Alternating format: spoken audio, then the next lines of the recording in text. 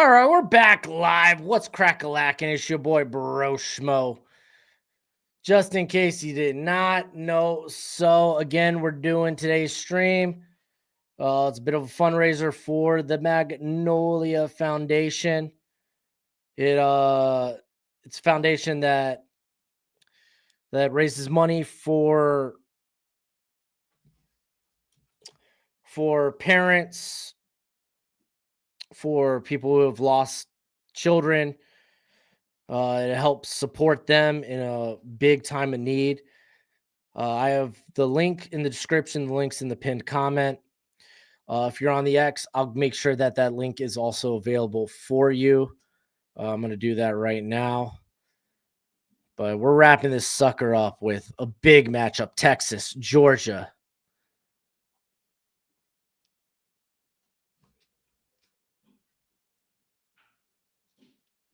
It's also my pinned tweet on X, or my pinned post on X. So be on the look for that sucker.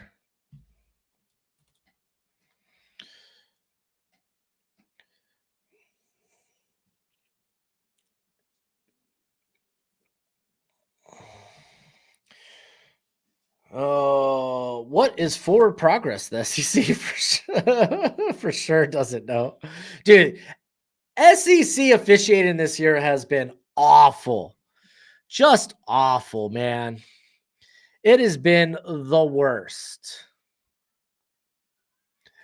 But if you're on the YouTube, hit that thumbs up. If you're on the X, go ahead, hit the heart, share the stream, whatever platform you may be on.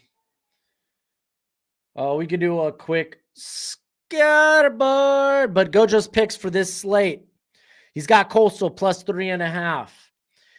He's got Purdue plus 16.5. They've been bet down to plus 14.5. And then he's going to take Georgia minus 6.5. I wouldn't touch the game. I'm just going to put that out there. I wouldn't touch the game. Oklahoma's actually 11 and Texas is 10. You have Texas 11. Did I have Texas 11?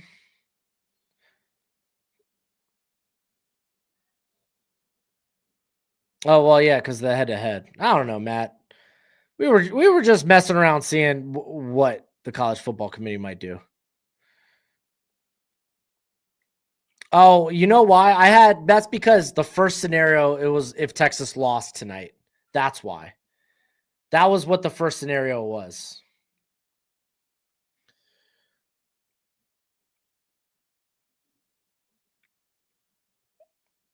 All right. So late in the game, East Carolina is just taking the lead, 31-27. Memphis, that doesn't cover plus 3.5, so Gojo could actually eat another L there. Golly, dude.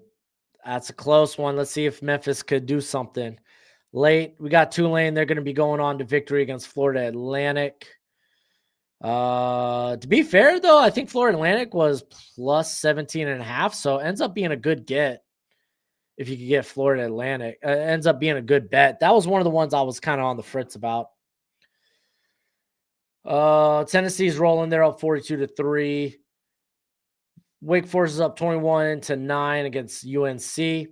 Florida International has taken the lead against Liberty 24-21. Coastal is currently down. High scoring game. Georgia Southern's up 28-17. We got a couple of games underway. Ole Miss is up early, 7-0 on Florida. And let's take a look at some of the games that have already wrapped up. JMU, they destroy App State. Indiana, they win 31-7 against Wisconsin. Texas A&M, big comeback. They win 31-30 after being down at half, I think, right? 30-3. Oklahoma, biggest surprise, biggest win of the day, in my opinion. They win 23-21. Texas Tech wins 48-9 against UCF. You got Notre Dame. They handedly handle Pitt 37-15. Same with Miami. They're out there for style points. They win 41-7. Georgia Tech skates by, avoids disaster. They win 36-34 against against Boston College. USC setting up the big game next week versus Oregon. Best believe we're streaming that game next week. They beat Iowa 26-21. Michigan wins 24-22. It took a walk-off field goal to beat Northwestern. Virginia in the driver's seat to go to the ACC championship game. We are still 26 minutes away from kickoff, by the way, for Georgia, Texas. Virginia, they win 34-17. Navy, this was another shocking win, actually. They beat South Florida 41-38. Now South Florida, they are out of contention, essentially. You got Arizona, they win. They beat Cincinnati, kind of a big win there, 30-24. Kansas State, they don't do much against Oklahoma State. That's kind of surprising. Oklahoma State's kind of been a walkover all this season. Oklahoma State coaching job also available. Kansas State wins 14-6. UConn covers 8.5. They win 26-16 to Air Force. UTSA beats Charlotte 28-7. Eastern Michigan wins 24-9 against Ball State. LSU, they squeak by Arkansas. Arkansas covers, though, but LSU wins 23-22. Tulsa, they beat Oregon State 31-14. Arizona State wins 25-23. Kentucky, they beat Tennessee Tech 42-10. Marshall beats Georgia State 30-18. North Texas glides by UAB 53-24. Missouri State, they win 38-24 against UTEP. New Mexico, they hang on. They beat Colorado State 20-17. Penn State wins 28-10 against Michigan State. Illinois, they win 24-6 against Maryland. Western Kentucky, they're 8-2. They beat Middle Tennessee 42-26. Nevada gets their first win in Mountain West play. They hammer San Jose State 55-10. 26 unanswered points for South Alabama. They beat Louisiana Monroe 26-14. Texas State, they make things interesting, beating Southern Miss 41-14, but Southern Miss still in line to play in the Sun Belt.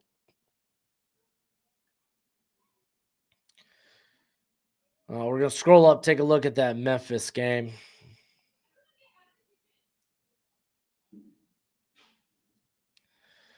And I think I'm going to flip over to that Memphis game.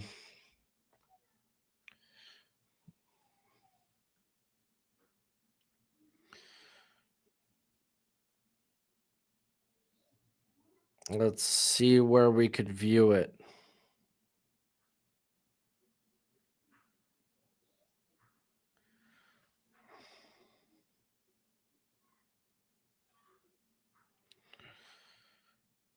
Well, don't mind me as I search for it, and then I'll get back to the chat.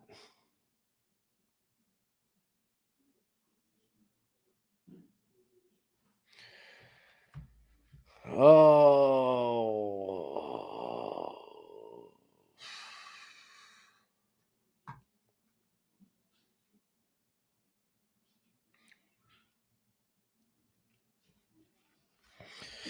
All right, so it's a 1st and 10 for Memphis. Where are they at field-wise? I think they're around their own 30. 16 seconds left.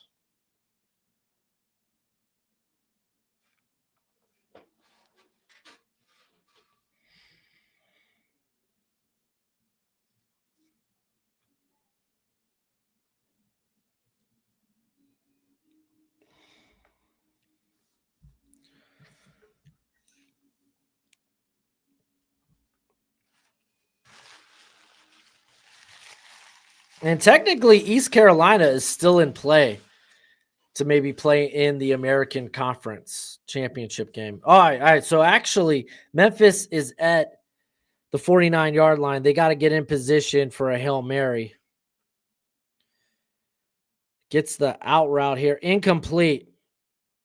5 seconds off the clock. They had one timeout. Maybe you take the check down in the middle of the field.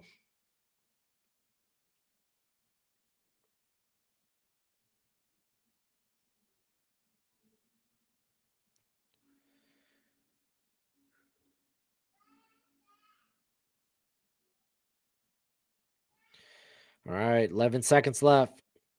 Kind of the downs don't matter anymore. They're at their own 49. And they're going to get one out quick. He's tackled in bounds. He just gets to to the 49. They're going to have to call a timeout, just throw one deep. Woof. About to see Memphis go down.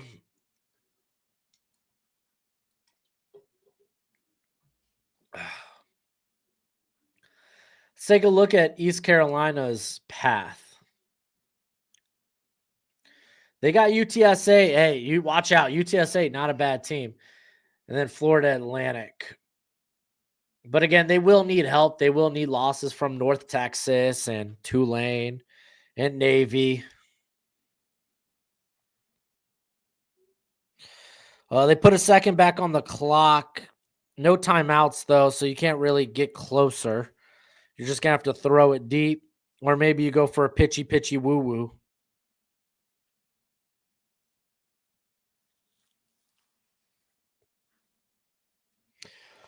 Luke, who's been your favorite player in college football this season? That's a good question. It's hard not to say Jacob Rodriguez, right? I was enjoying Hollywood Smothers, but he got banged up. Makai Lemon's my dude. I love Makai Lemon. I think probably Makai Lemon. Mateer was early on, and then the hand injury kind of derailed that. Omar Cooper, too. I love Omar Cooper. Golly. All right, here we go. Final play of the game for Memphis.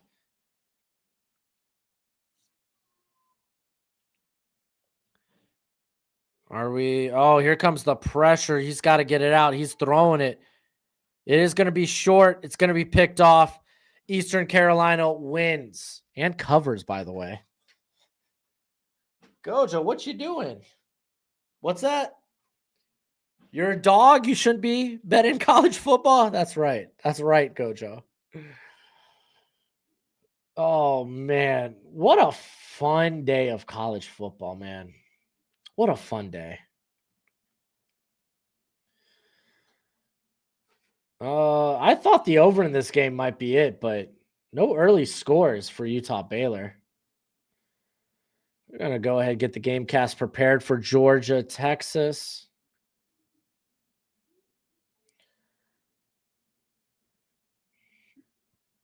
I think now I'm kind of keeping an eye on this Coastal Carolina, Georgia Southern game. What other game do I want to watch? What other game do I want to pull up on my phone? Is it Utah Baylor? It might be Utah Baylor.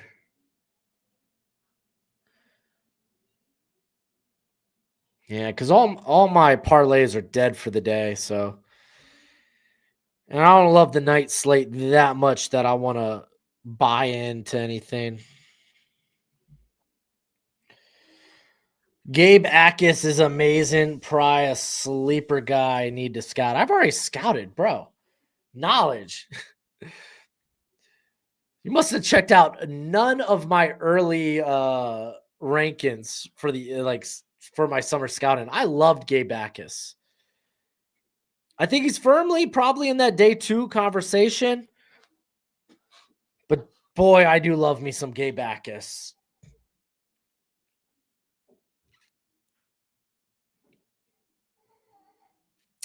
Dude, even my last edge ranking video, I talked about Gabe Akis. Paper Waves, Delaware? I don't think so. I ain't watching Delaware. Most people haven't checked out Akis. Are you sure? I feel like Akis was a name a lot of people talked about prior to the season.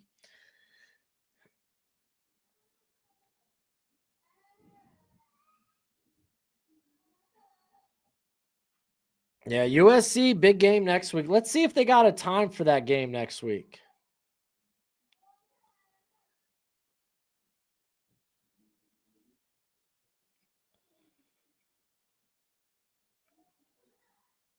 No, it's still TBD. Still TBD. Yeah, that's probably the one game I'm going to do next week.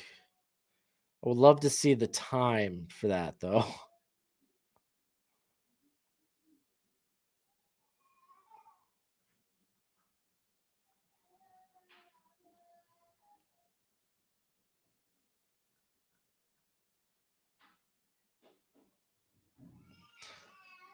I mean, sure, maybe Oklahoma, Mizzou, but Mizzou's down to their QB3.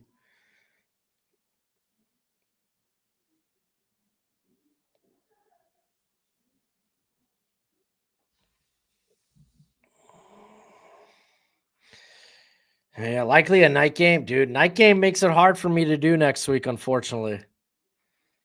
I hope it might be a little earlier.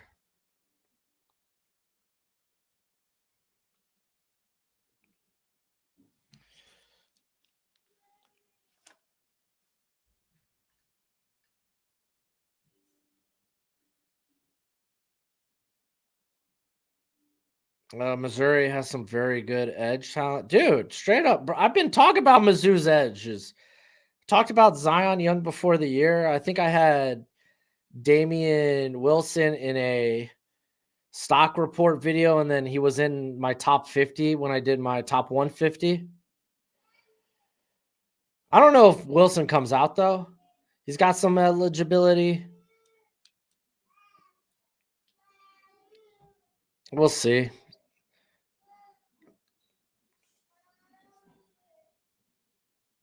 Yeah, it might be prime time. You're right. It might be prime time just because of how big that game is, especially compared to everything else on the slate.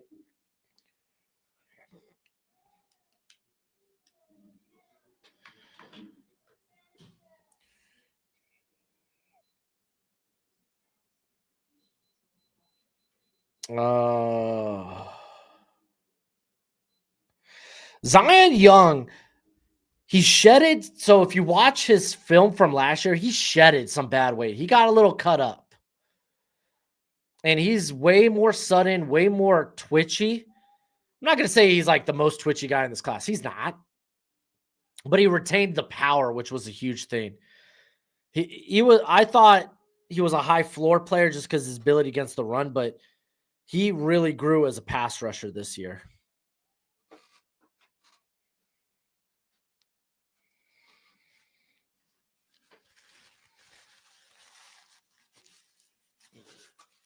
Adam Mason's a cool dude. He hooked me up with some NFL analytics.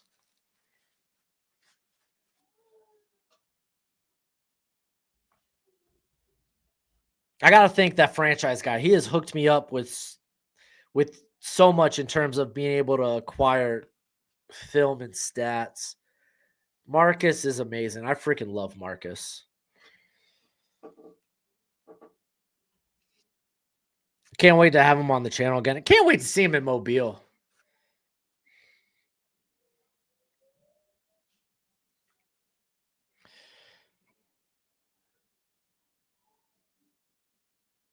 Oh, the Texas nose tackle. Yeah, I think Alex Hail Mary Sports told me about him early in the year. Oh, I could pull him up real quick. I don't think I've added him to my draft guide yet.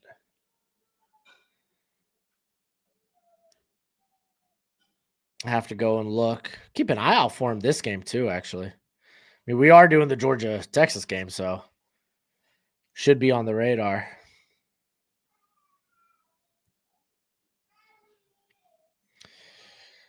Um, I don't. I think it's Cole Brevard. Is that how you say it? Maybe. No, maybe not.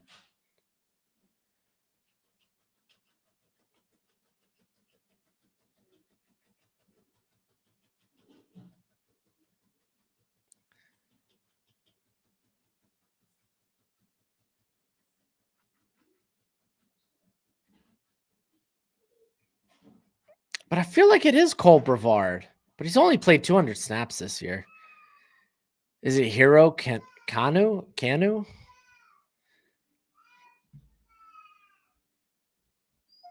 All right, Gojo, let's get you out. Oh, look, we're already talking fantasy up in here.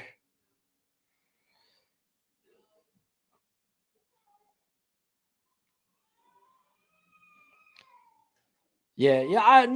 I'm not saying I've had long conversations with Adam. I haven't, but we're in the same group chat, so I've talked with him a little bit. Kind of, sorta.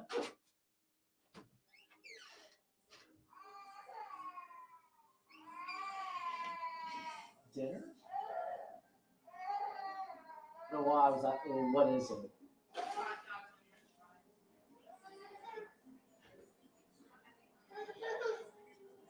Don't be mad.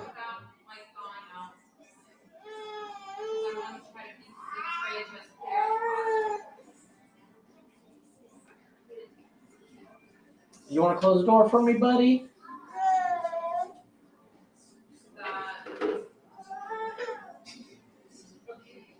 Did he fall?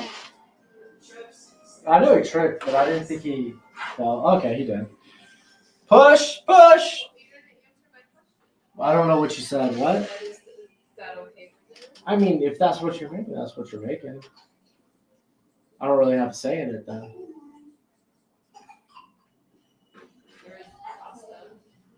Yeah, but there's nothing to go with it.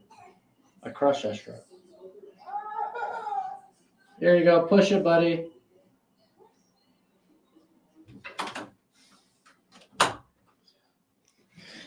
Hey!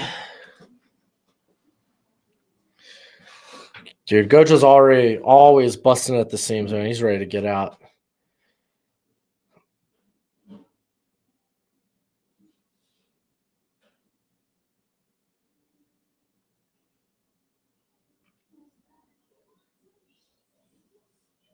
Yeah, two different chats going on.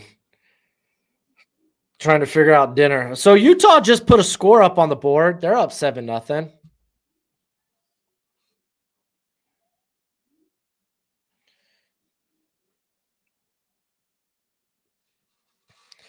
I thought you said Gojo was busting down the door. He's always, well, this time he's trying to get out. Gojo, I should just put a freaking dog door in this wall so he could come and go as he pleases, but I also needed to block out the sound, so excuse me, a dog door would kind of defeat the purpose of that.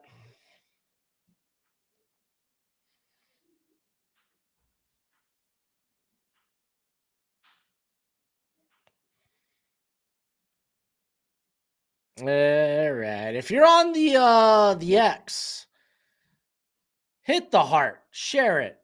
If you're on the YouTube, hit the thumbs up, share it. Look at that, dude. Cole Brevard. Okay, so that is the cat. Okay, that's the dude Alex told me about, but he's only played 200 snaps this year.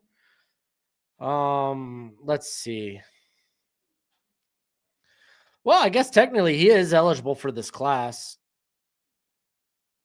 Not just eligible, he might be out of eligibility, period. Played at Penn State, played at Purdue for the last 3 years. So I probably should just add him because he's going to be part of the whole draft cycle.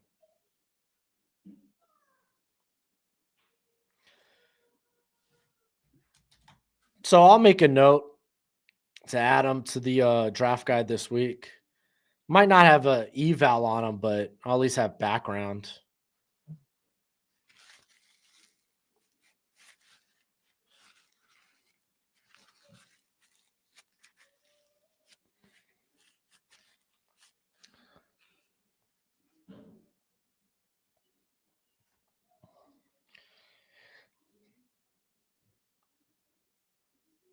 Yeah, NIL. Yeah, her in the late parts of the draft. Yeah.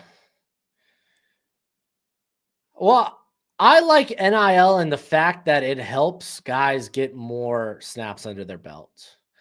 They come into the NFL more seasoned. I don't want to say prepared, but at least more seasoned.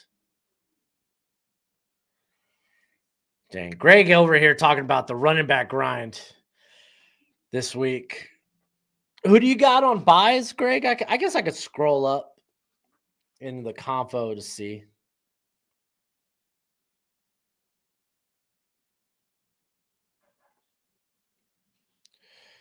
Oh, next week's going to be rough. You got Vidal and Harvey on bye. Bucky's been hurt. Yeah, that is rough.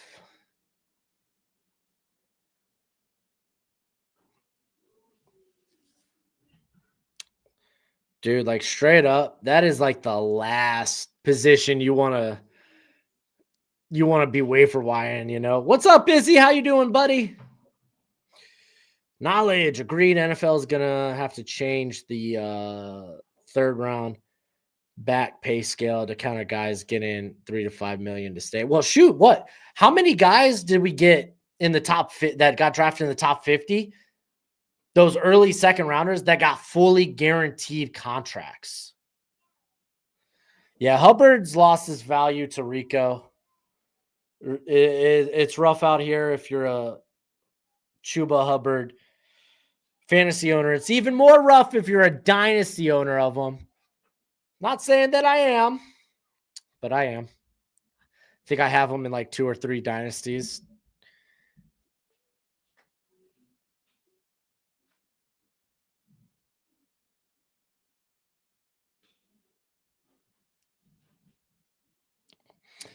Right now, if I got in the 4th round, I'll make 4 million over 4 years. If I go back to college, I get 4 million for 1 year. So yeah, it's gonna affect things. Yeah. But I mean, hey, you're getting these athletes paid earlier. I don't mind that. Everyone's got a shelf life when it comes to how long you can play the sport. So I don't mind these guys getting paid a little bit earlier. I actually like it. NIL has given the college football so much parity. These blue blood schools aren't nearly as deep on the roster as they used to be.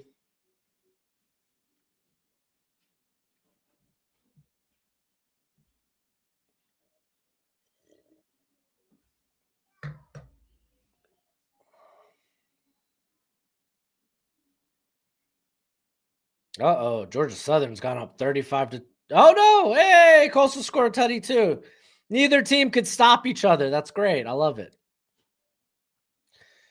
Maybe I should have just taken the over in that. Yeah. Washington just got a tutty.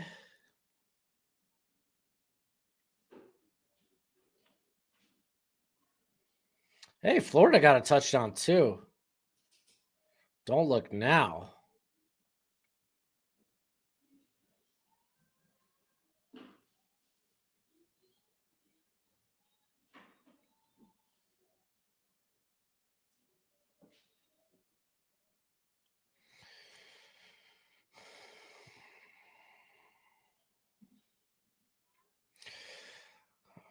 Greg, I do have Rico. Might get run into the ground because if it is the Panthers franchise, and look what happened to some running backs already this season. Yeah, but I mean, give me the volume. Knowledge. It will help you sort through who loves football for sure. Oh yeah, 100%. I feel like Hubbard will get his job back because there's a lot of QBs to still play in the NFL season. I don't know what that means, Greg. Do you think Maryland's coach should get fired, Jason? I'm not familiar enough with Maryland's coach. I don't know how long tenured he's been. I mean, I suppose I could look it up, but Maryland, they started the year hot. They've been competitive for the most part. Hey, Utah just put another tutty on the board. They go up 14-0. Oh, it meant a lot of quarters to be played.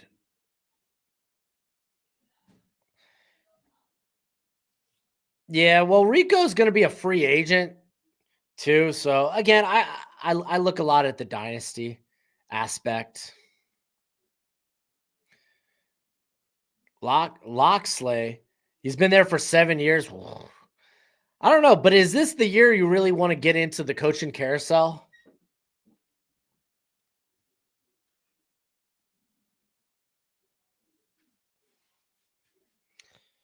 With so many teams firing their head coach, is this the year you want to get into the coaching carousel? I don't know.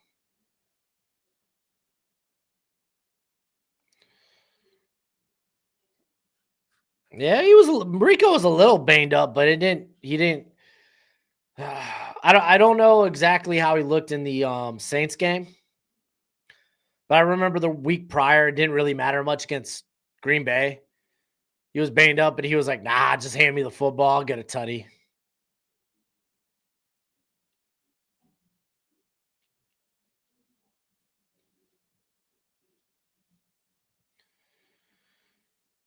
Oh, we should be getting this game started soon.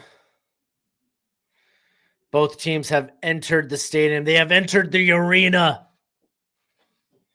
Did you know that James Franklin was an offensive coordinator for Maryland back in 2010?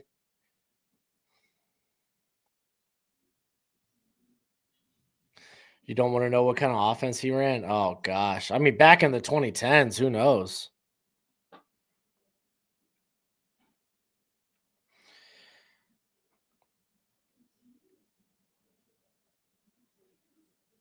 I don't think I might end up switching on the second screen to Florida Ole Miss because that game's starting to look like that. It might get a little lively.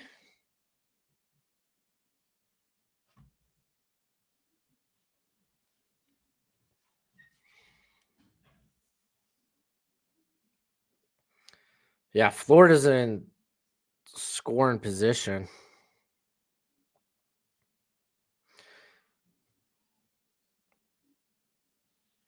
There's a flag on 3rd and goal. They got Lagway out there playing. I heard rumors he might not start the game.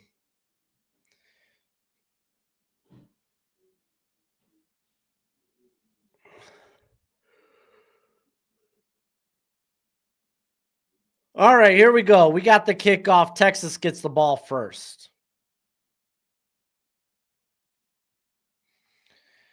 What game are we on right now? It's Texas, it's Georgia.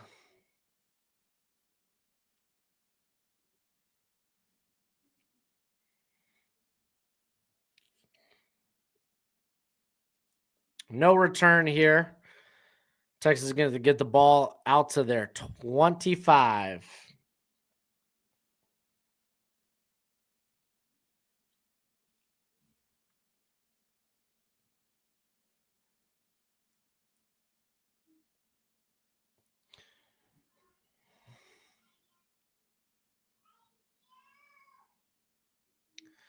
All right, here comes Arch.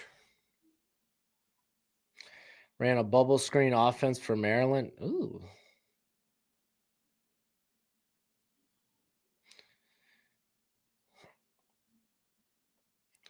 All right, 1st and 10. Tight end in motion. We're going to get a quick screen. Oh, Ryan Wingo stumbles and falls. Goes for a 1-yard gain. Yeah, Sooners won, man. Big win. I would lean Georgia as well. They're currently over the last year 2-0 versus A&M, or excuse me, against Texas. All right, you got a man in motion. Arch dropping back. Here comes the pressure, the blitz. He gets it out quick. That's DeAndre Moore, baby.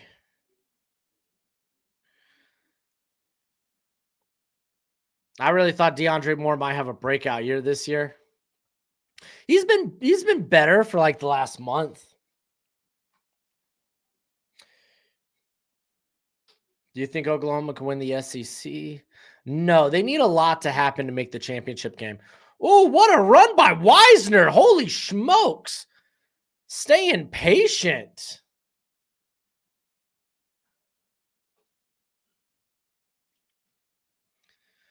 Nice 16-yard run. Yeah, Georgia Tech barely won today.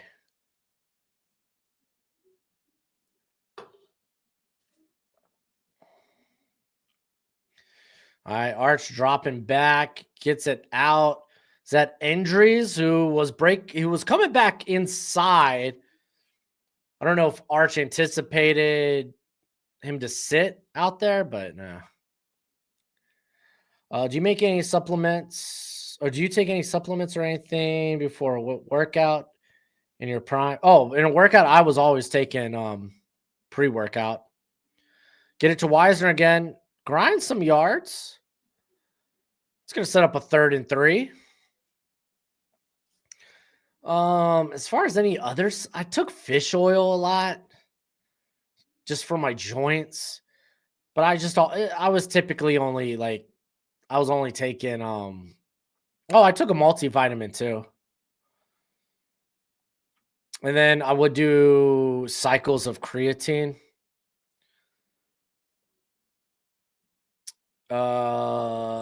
Pre My favorite pre-workout though, I think was Jekyll and Hyde. And then they redid the formula. Or no, it wasn't Jacked 3D. I think it was Jacked 3D. But then they redid the formula.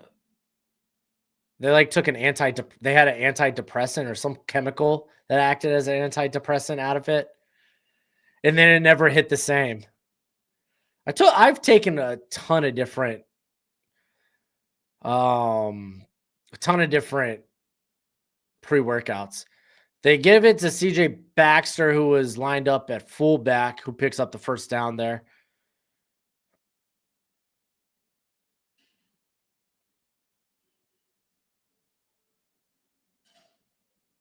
Are they already at the Georgia 28? Golly, they're moving.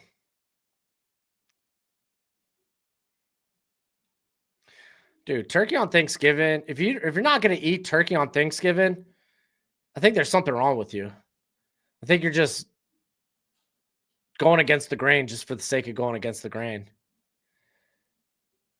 Greg says, I believe watching college football does help with scouting for fantasy football when they are rookies. Yeah, and if you play Dynasty.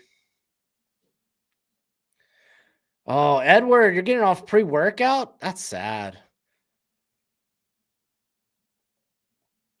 I was always pre-workout, like no matter what. Florida just took the lead against Ole Miss, by the way. Touchdown, Florida. Nah, dude. I loved pre-workout. I, I would be sad lifting without pre-workout. I mean, now I don't use pre-workout, but it's just because I'm old. All right, coming out in the pistol. We're gonna get a handoff here to Wisner, who picks up maybe 3 or 4.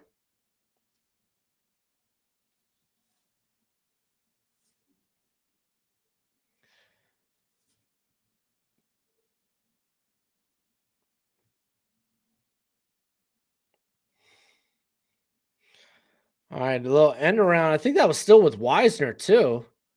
It's gonna be like a 3rd and 1, maybe. Nope, they're giving him the first down.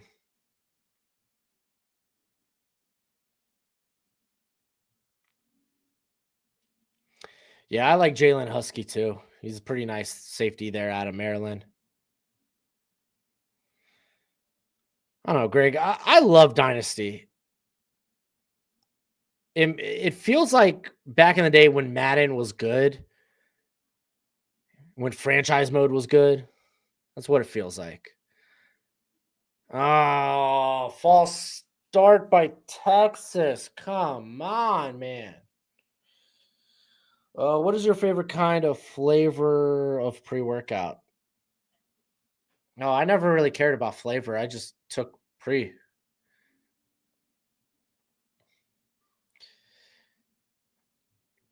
I used to do red line, and red line had like a firework or wild berry that was pretty good. Greg, you could go to Sleeper to do Dynasty. Sleeper is a good app to do Dynasty. Empty backfield. Here comes the pressure. Arch steps up, dumps it off to Wisner, who's out about the 17. I think they're going to say he's down at the 16. So 2nd and 8.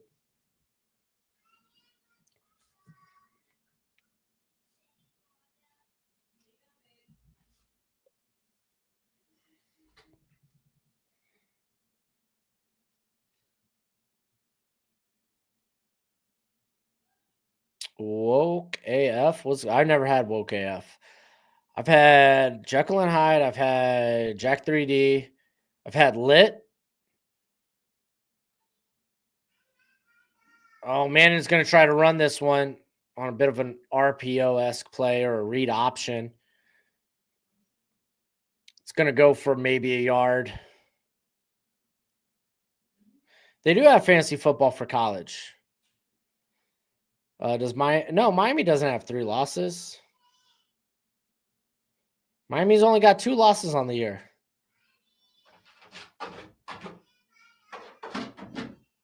There's Gojo. He wants to get in for this big 3rd and 8.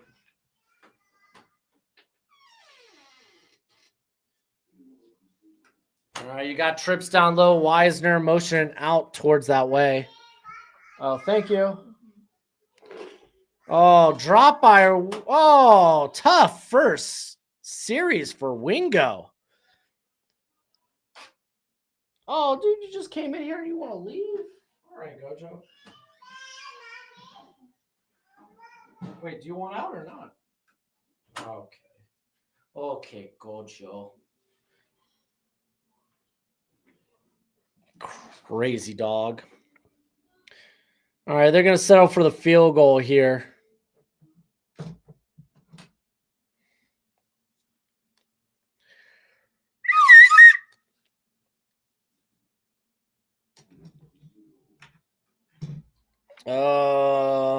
Yeah, I got Ephesians price sock. I think he's kind of he's a mid day 3 guy for me. I've kind of just really checked in on him. I need to go back and actually give him a full watch. We'll get there. Simple dinner tonight. Hot dogs and fries, baby. USA. USA. USA.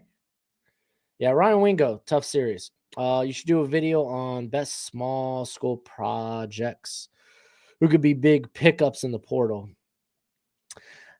Transfer portal videos really don't do it for me. At least in terms of views, I could give it a shot. People like small school prospect videos for guys eligible for the draft that are already coming out.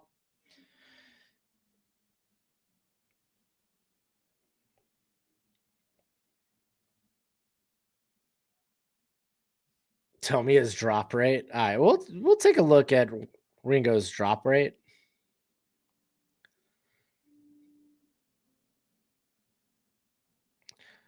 Ryan Wingo currently has a drop rate of 11.4%. For context, typically a high drop rate's around 8 to 10%. But drop rates also, like when it comes to actual like trying to figure out if a guy, does he have drop problems or not, you typically need a multi-year sample size because drop rate fluctuates. And I mean, again, film is king. A guy could have ball skills and maybe you look at like, oh, well, a lot of these are focus drops, him just going to run before he secures the football. So again, context is always key. Do you think Underwood is for sure winning Big Ten Freshman of the Year? I don't know, dude. People say Arch throws too hard.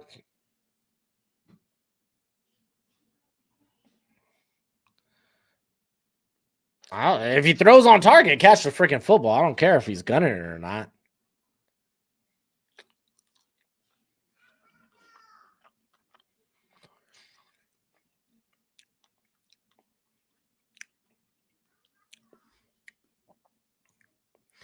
Which team is going to cry in college?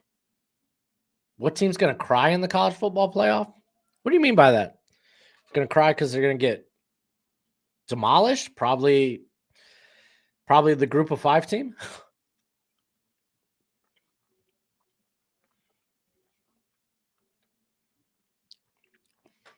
6 drops on the year for Ryan Wingo.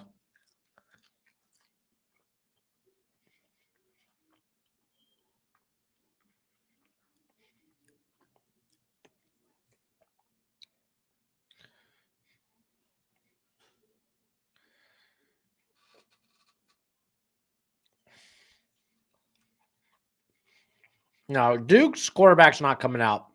I like him. Round 7, guy. Stop. He might not have the biggest arm in the world. He might not be the most mobile guy, but he's a good quarterback. He's a really good quarterback.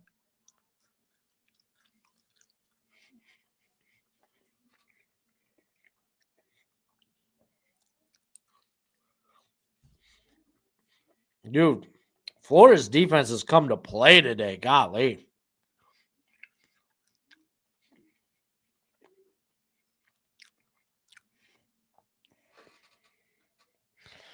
Jason, I hate college games not at college stadiums.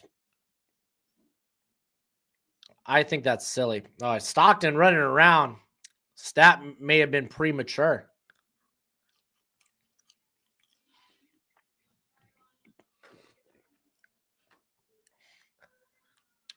Like these neutral site games piss me off. Forcing college football fans to travel, I think is silly. It's stupid. Give me these true home games. I think it's fine. You have neutral site games in bowl games. It's fine. It's whatever. During the season, I think it's stupid. Oh, Gunnar Stockton with a nice run. 20-yard gain.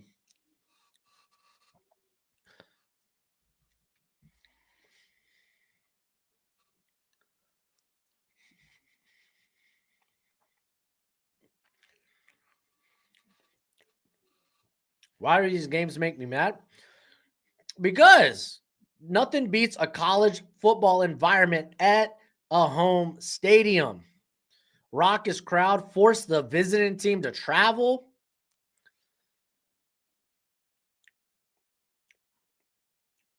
I don't like neutral site games. That's just me. They get it out to Branch, who picks up maybe 3.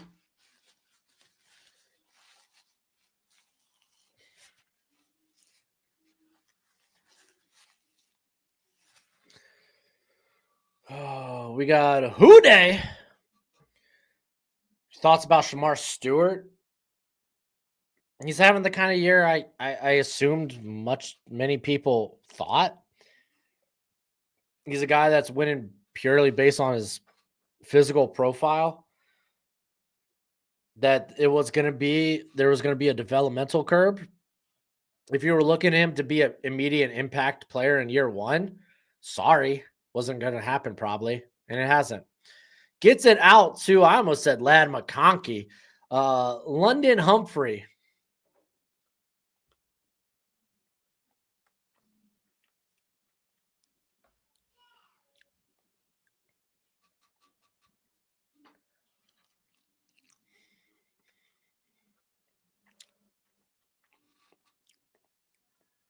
Oh, Humphreys, plural. Excuse me.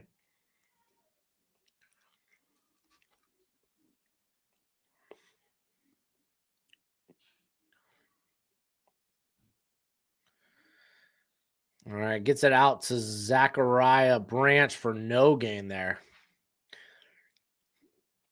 Good wrap up by Malik Muhammad. Dude, I don't follow FCS like that. I'll watch FCS games after the season for prospects, but I don't watch FCS like that.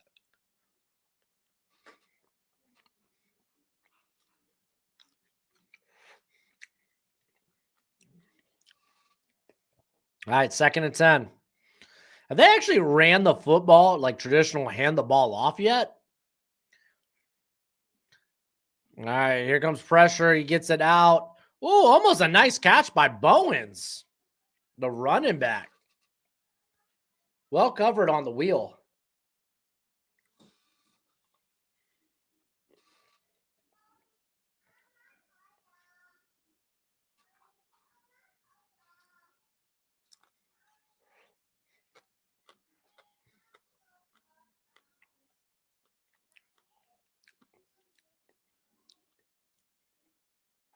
Do I watch Inter Miami? I have no idea what Inter Miami is.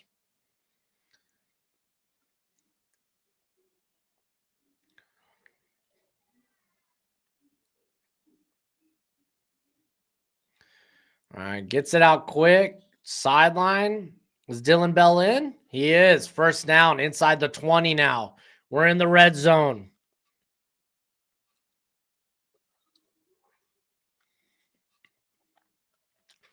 Oh, I don't watch soccer. I don't watch soccer.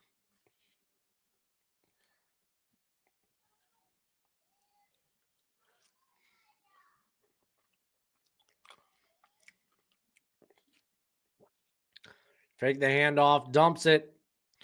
It's a screen to Branch, who's picks up maybe a yard. It's going to be 2nd and 9. All right, touchdown, Ole Miss.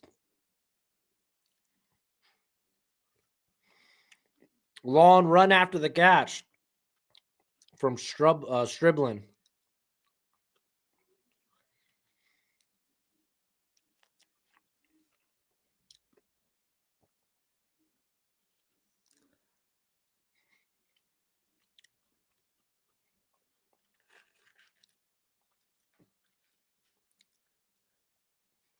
All right, Stockton running out. Oh, man, rolling out. And he gets it to Noah Thomas for the tutty. Georgia on the board. Touchdown.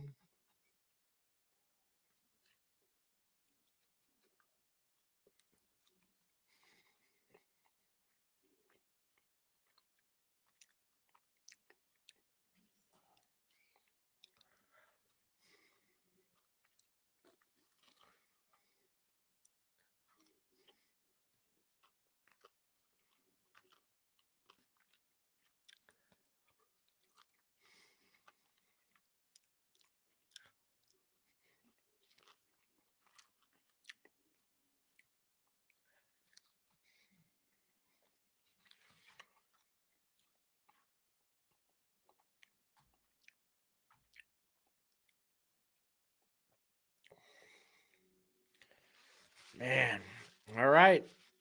Arch and Company going to get a chance to answer, hopefully with not a field goal this time, right? Can the Pats make the AFC? Absolutely, they can make the AFC Championship game.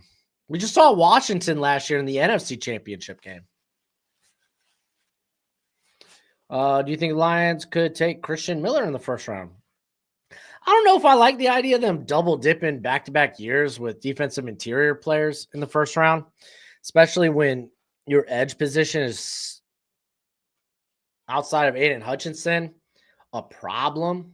So, all right, I'm going to partake in these hot dogs real quick. Don't judge me.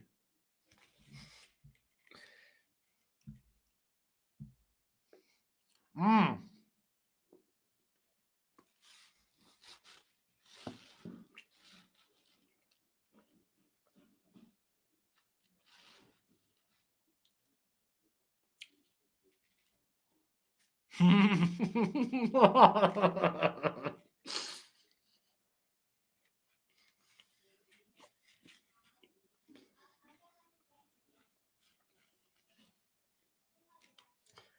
Dang, Sangy, dude. I was waiting for someone to comment about the glizzy.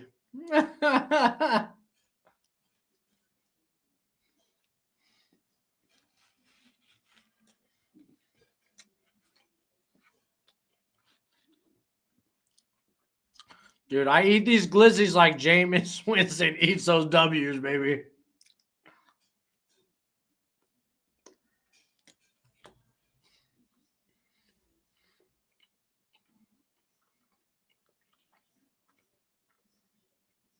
That is indeed good news, Skater Boy. That is good news about Jordan Marshall.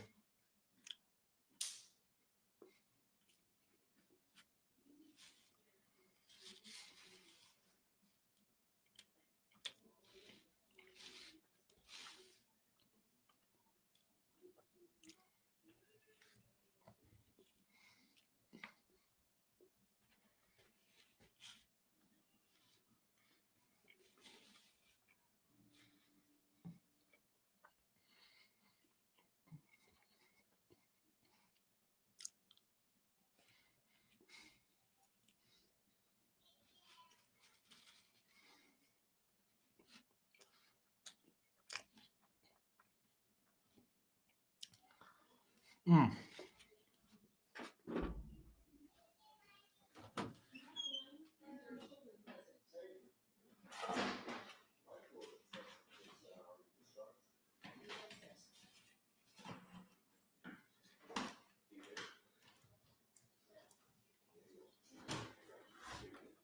Oh no. Fly snuck in here. Well, all right, we got to kick off. Detroit Sports Talk. I like LT Overton too. He's not the most flashy. Does a lot of the grunt work.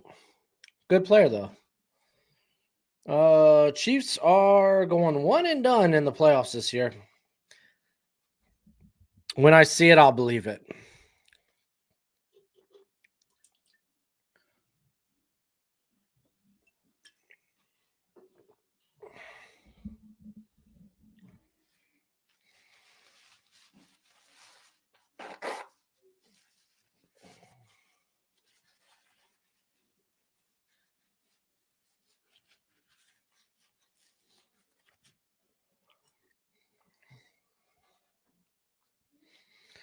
All right. Let's do a quick scuttlebutt. Hit the refresh. Liberty, Florida International are tied up. Are they going to OT? It did say end of the fourth quarter, but now it has 2 minutes. Coastal, they're down 8 going into halftime. Georgia Southern up 35-27. Ole Miss is up 17-14 on Florida. Utah's up 21-7. Wait, do they got the backup quarterback in for Utah? No, they got Devin Dampier.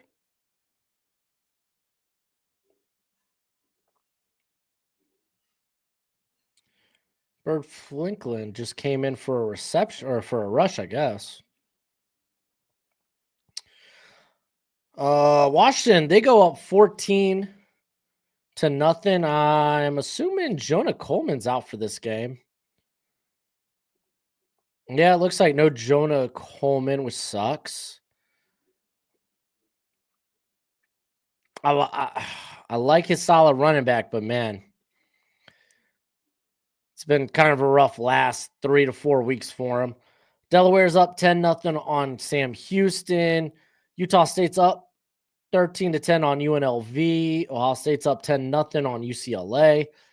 Well, we're doing that game. We got no score in the Florida State Virginia Tech game.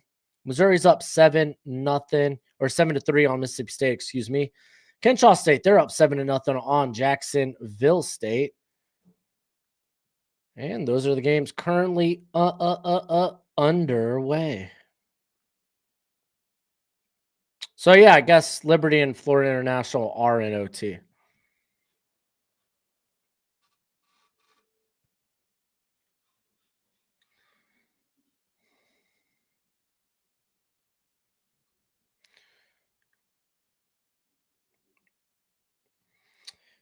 Oh, Mississippi State and Arkansas belong in Conference US. No, dude. No. Dude, Arkansas almost beat LSU this year. Straight up. You need to have, like, not everyone in the conference is going to have a good year. There will always, I don't know if you know this, there will always be teams with bad records in every conference. It's just how it happens. It's how it goes.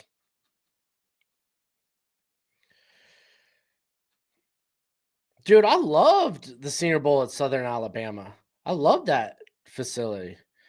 I love that stadium. I don't care. I think it's fine last year. It's too small. I disagree. I think it's the perfect size. It allows you to actually, there's some intimacy there where you could actually connect and talk. Oh my gosh, what a tackle. Jones slamming down Ryan Wingo. But I like that. Everyone is kind of like within talking distance of one another. You get a good view of the players on the field. I 100% disagree. Bigger stadium? Ew, disgusting. I want no part of it. Baxter going to be out just before the first down. It's going to be like 3rd and 2.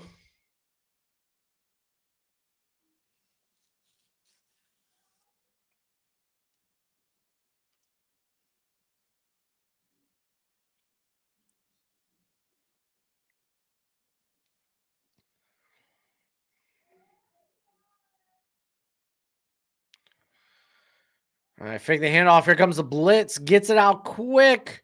But Andrews is knocked behind the line of scrimmage. Big stop by the Georgia defense.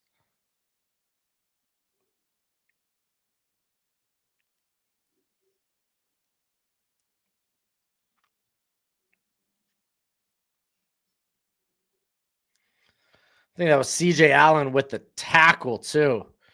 He just locked in like a homing beacon and just, bah!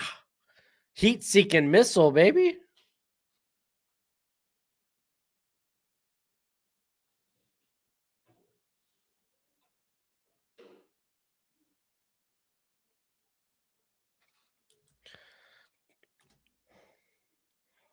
Well, false start.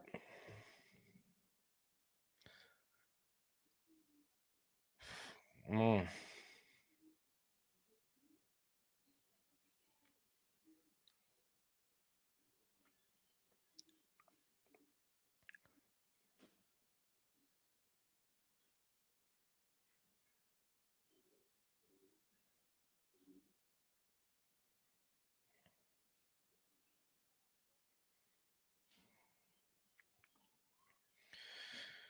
All right, we're going to get a fair catch at about the 34. Georgia's going to get the ball back. It's dumb that schools have to get invited up to the FBS level. Why can't North Dakota State just request to move up? I mean, I'm sure there's discussions about that, but at the end of the day, college football is a business. If they think you bring something to the table, bring eyes. Like if the FBS thinks that, they'll add you. They're all for adding teams. And I don't even know what if North Dakota State wants to move up to the FBS. I mean, if you got teams like Missouri State doing it, then I imagine North Dakota State have had maybe an invitation, or at least it's been talked about. What's up inside? I've been good. It's been a great day of college football. Therefore, I've had a wonderful day. Right now, I got a fly buzzing around in my room. Don't love it, but it's not a problem right now.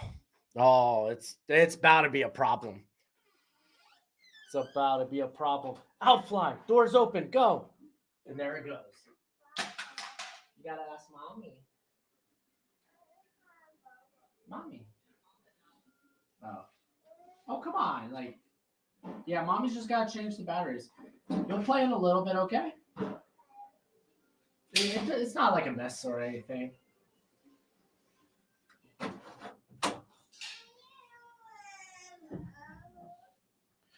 All right, we got 1st and 10 after a 7-yard gain by oh, they dump it down. That's Oscar Delt. You gotta ask mommy. You can't ask me. Daddy's working right now. No. Missy. Here, go ask mommy.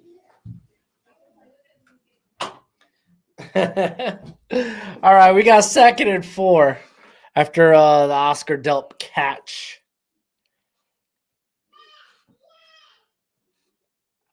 Let Gojo eat it. The fly? Golly, y'all are crazy.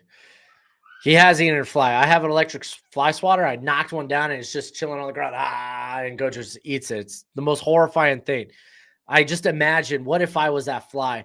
I'm in pain. I'm wriggling on my back, and then I see Gojo's big nose just All right, Noah Thomas picking up the 1st down on a nice little hitch route. The Jets have a boatload of draft capital. I think 14 picks in, 4 picks in the top 100. Yep, draft capital is nice. As a Dolphins fan, I don't know what draft capital is, if I'm going to be honest.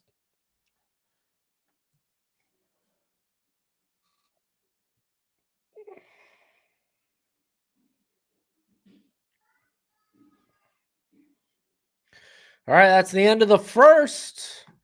Let me catch up with the chat because I know Jason's got sh- some comments up in there. North Dakota State is just too do incredibly good to still be at the same level. Same for South Dakota State, Montana State. I think a great G5 home and a home would be James Madison and South Florida. Yeah. I don't know. Me personally, I think the G5 should have their own playoff. We've seen some good conference games this year from the G5.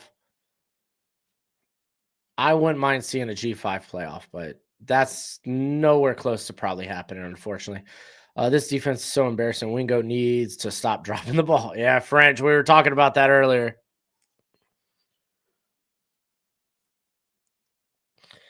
So Florida's gone up 21-17. Oh man, Florida making it a game. They're still playing with some life this year. You love to see it.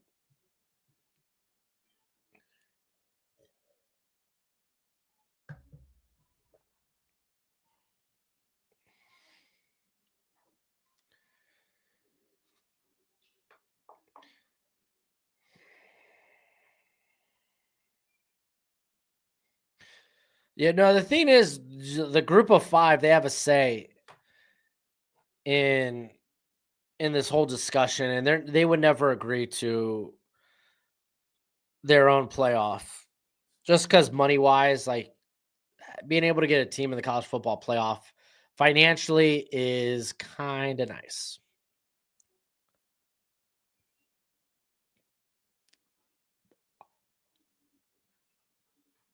What happened to that Ole Miss defense? They lost a lot last year.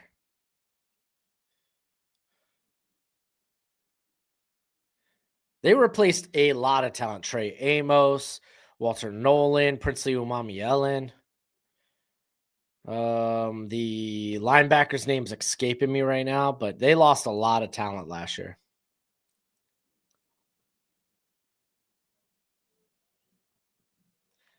But Ole Miss is second in goal right now.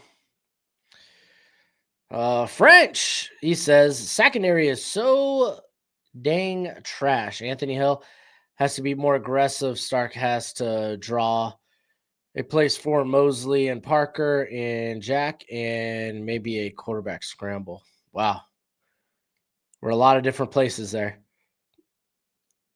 If you were a DC, what would your philosophy be? What kind of defense would you run? I fall on the side of quick, efficient blitz. Like I would be a very blitz happy team.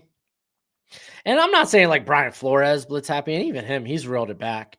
But I would want to be in the top 10 consistently every year for blitzes, which means that I would need corners that could play man occasionally.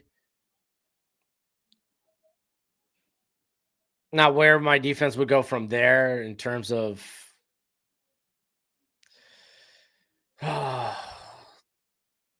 like formation wise, could be a variety of different places, but that's what I would want my defense's identity and philosophy be, especially on third down. That fear of me bringing in the house. Man, Stockton delivers across the middle to Zachariah Branch, who uses speed to get inside the 10. Oh man, let's go. Watch out. Mississippi State also score. Ole Miss just scored a touchdown as well. Oh, is that Striblin? That's the second tutty of the night. Good for him.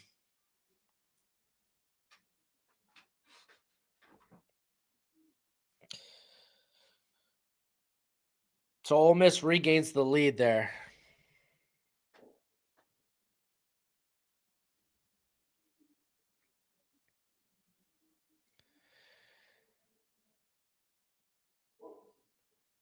All right, Stockton dropping back. He's throwing it up. Wanted to get it to Lawson Lucky.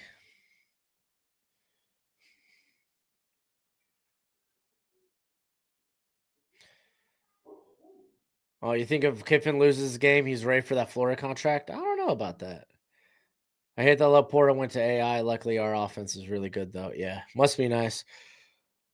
Lions to receive comp pick for DJ Reed because of him being hurt. He's out till Lions play Denver longer. Huh.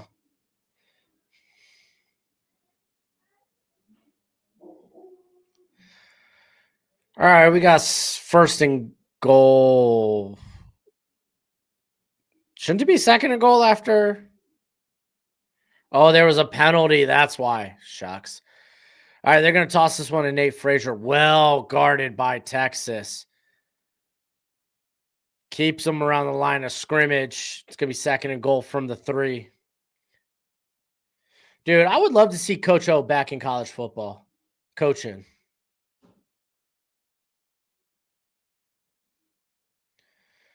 I don't know if Branch's brother is the starter, but yeah, no, he is. He's on the Georgia squad.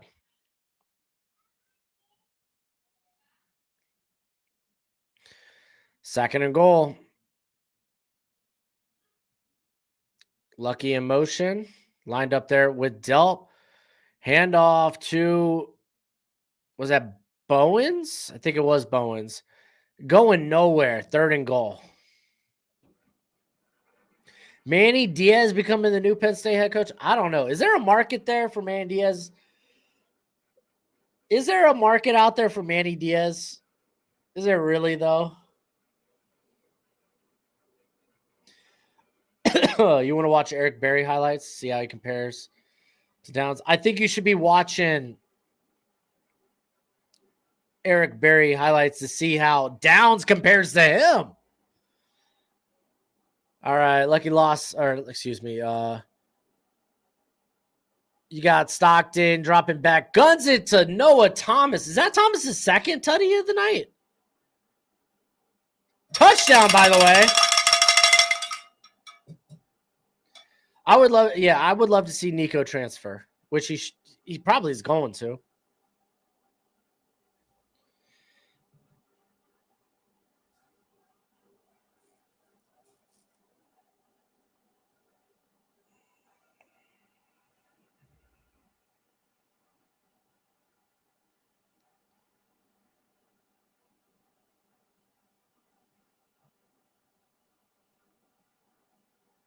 All right, we got 14-3 ball game, baby. Can Texas answer?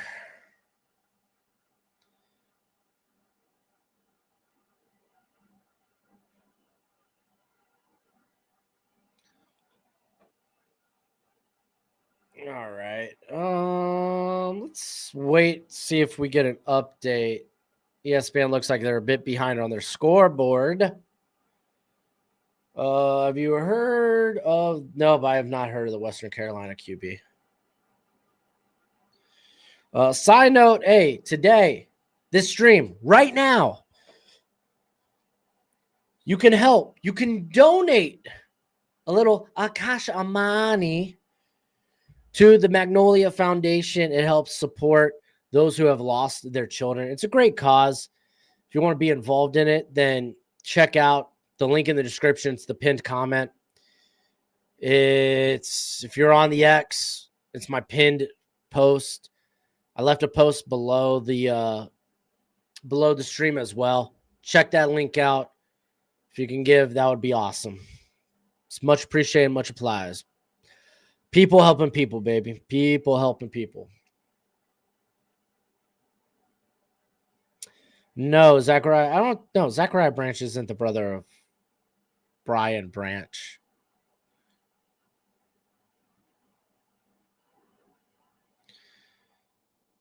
Though I do think he's got an interest in uncle or something, right? Let's see. His brother Zion played with him at USC. He's currently at Georgia. His father, Sheva, played fullback at San Jose, and his grandfather, Cliff, played wide receiver for the Oakland Raiders. And he's a member of the Pro Football Hall of Fame. So yeah, there's your lineage when it comes to Zachariah Branch. Donate money to go to a shopping list. No, that's a super chat if you want to send one my way. But if you do feel the need to send a super chat, just go to the link I leave and donate. How's Alvin Kamara been doing? Meh.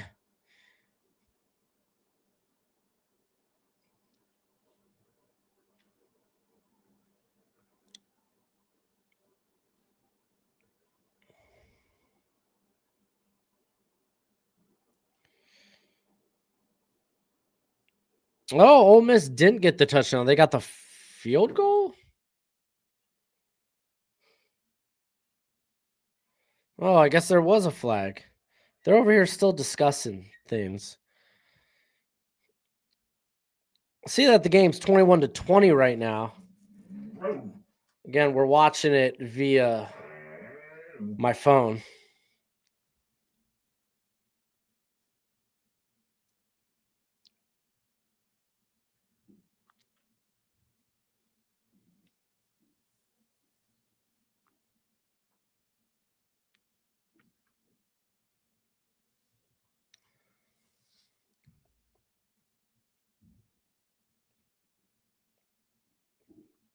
All right, we got a kickoff here. That is being brought out. Oh, he broke it.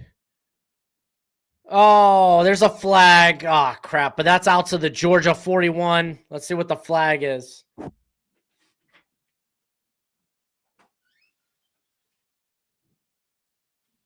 Block in the back. Come on, man.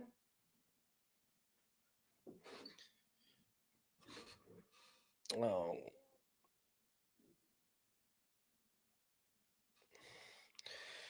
How come all these NFL legends went to small schools?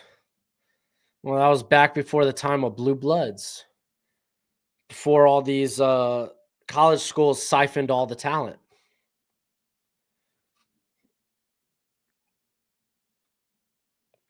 Yeah, I guess it was flagged. So yeah, Ole Miss down 1. Take the field goal instead. Yes, I have heard of cover 7.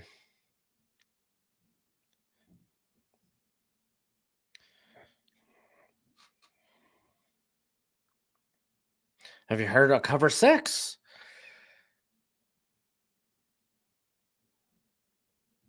Typically, you don't see that type of stuff ran in college, but Matt Patricia, he's bringing his NFL scheme to college.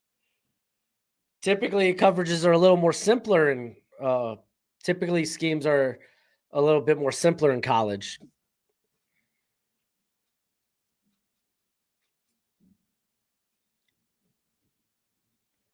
Yeah, you got another holding call here on Texas. Jeez. Another crippling penalty, man. Come on.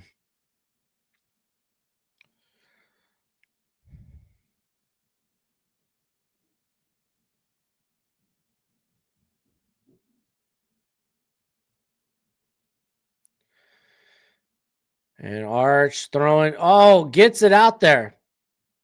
That's Mosley who's out across the 40. Big gain there.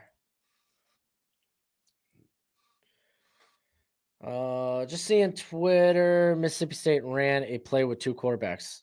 Well, that's kind of cool. Now, did it go well? Do you think Fisher could play strong safety and have success?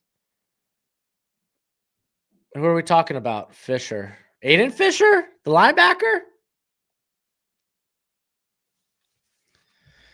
All right, Arch dropping back again. He's going deep. Oh, no, Wingo dropped him. Dude, that ball did hang. It hanged what seemed like forever. Wingo played it well. Dang, dude. That should have been a catch, though. That deep ball hanged like hell, though. Oh.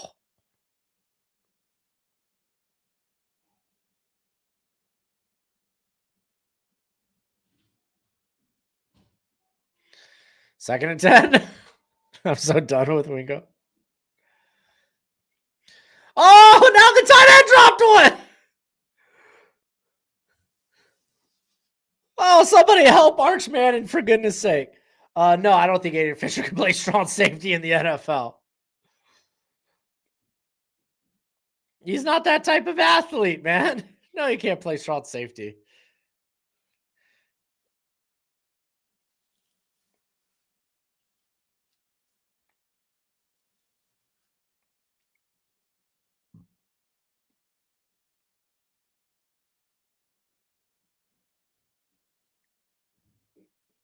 All right, 3rd and 10. Here comes pressure. Arch gets it out through the hands of DeAndre Moore. Now, I do need, I want to see a different perspective before I call that a drop.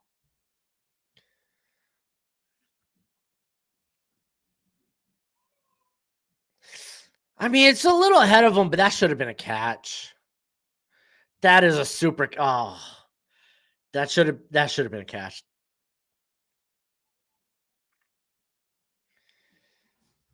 That's wild. That was a horrible last drive. The penalty on the kickoff, early holding, or was it holding? I think it was holding. Yeah, it was early holding. And then 3 straight drops. Golly, wow. That's rough. Do you think Downs could play line? Yeah, I think Downs could play linebacker. Not consistently, but I mean, if you want to play him as a dime backer, sure. The dude's got insane physicality.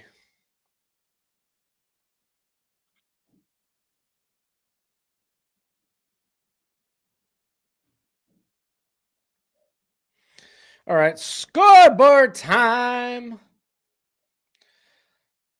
Is that the refresh? I'm curious what the over-under for this game was because I think they hit it. Georgia Southern's up 42-33 on Coastal. You got Florida up 21-20 on Ole Miss. Utah, they're up 28-10 on Baylor. Oh no. Purdue, you were a covering machine. What happened to you? My parlays are dead. Why do I even care?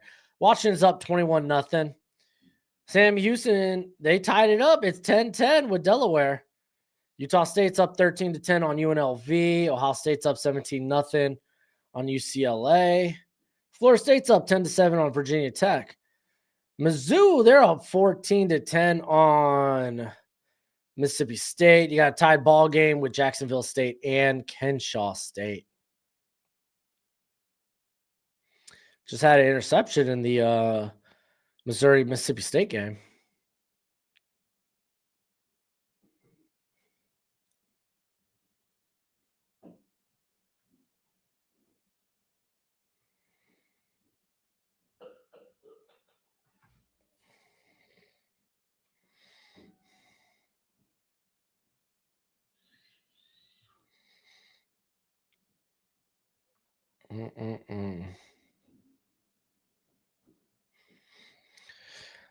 Yeah, there's some corners. I think Jason, like, oh, you got Kelly Jones from Mississippi State, though. He's probably returning. It makes more sense for him to return. I think he could probably make the transition to safety. Davidson Igbinosun, I think, at Ohio State, just with the physicality he plays with, I think you could. I think there's money to be made at corner, but you could get very creative with them.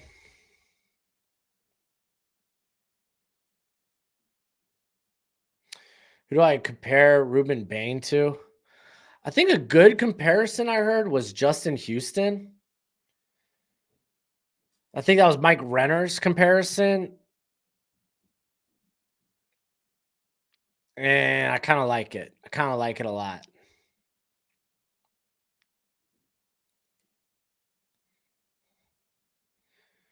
Oh, Jason, you're asking me too many questions that make me have to think. I'm just trying to mindlessly watch a college football game and narrate it. All right, we got first and 10 here for Georgia. They're going to be at their own 13. Nate Frazier, nice run, gets out to the 20, maybe the 21. Yeah, no, if Jermon McCoy doesn't play at all this year, I see him returning, excuse me.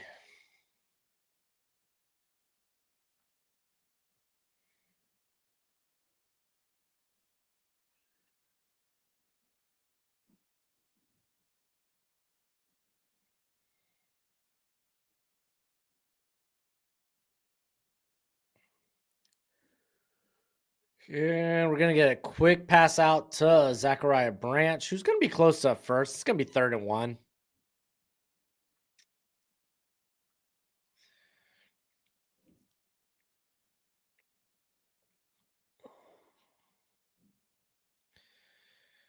All right, 3rd and 1. Going to get a handoff here to Frazier, who is going to get the first down. I don't know if Texas puts up 27 points. I think that's a lofty goal. I don't know if Texas eclipsed 20 points in this game.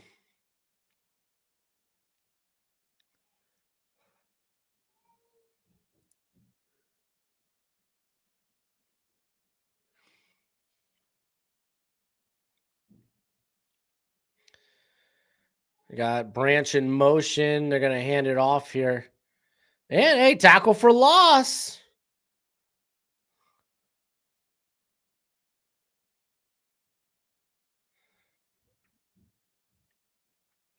It's going to be 2nd and 11. Oh, yeah. Bowen should have cut that back inside.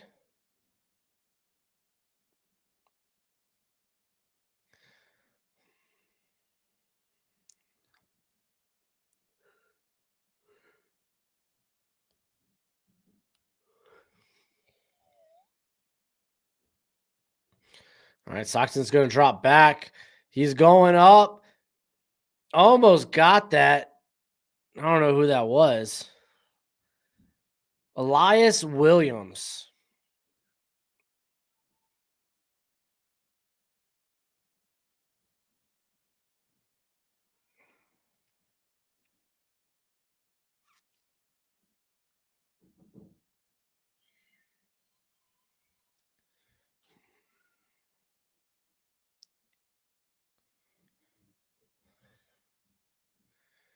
All right, 3rd and 11. Down at their own 22. Okay, they're just going to get a quick one out to Cash Jones. So they're just going to punt this sucker away.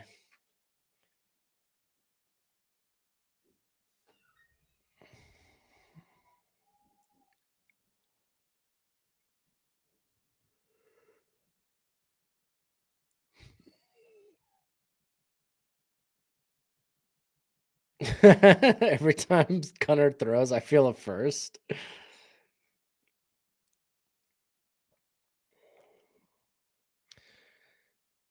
All right, here comes the punt, punted from their own 29, and timeout.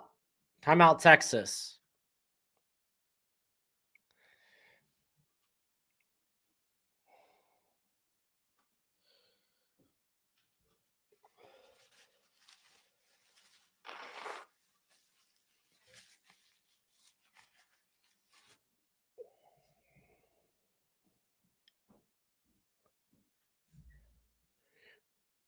Oh, Mr. Taters.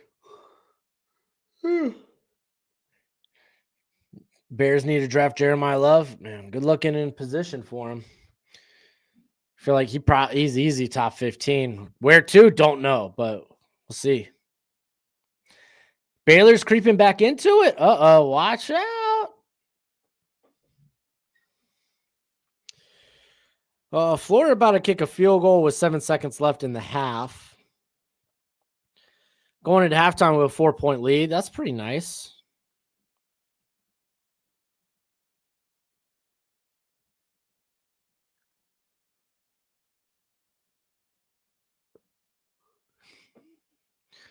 Man, they're showing like full block, but bring guys back. It's gonna be short punt. And I mean, honestly, I think they'd rather just not get returned. So we'll be down at the Texas 30.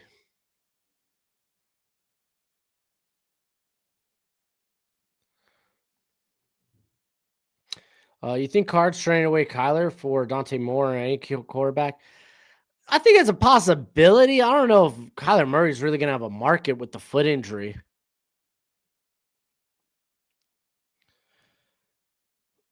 And Florida nails a field goal. They go up 24-20.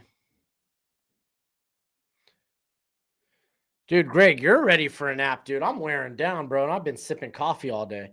Dude, the minute this Georgia game is over, and I mean Georgia game, dude, I'm hitting the hay, dude. I'm going to bed.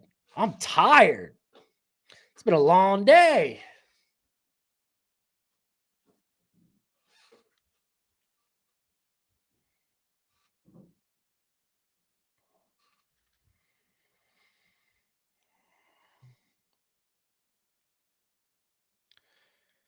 Kyler needs a new situation. Yeah, but I just don't. What's the market for him? Who's going to want him? How much is he going to cost?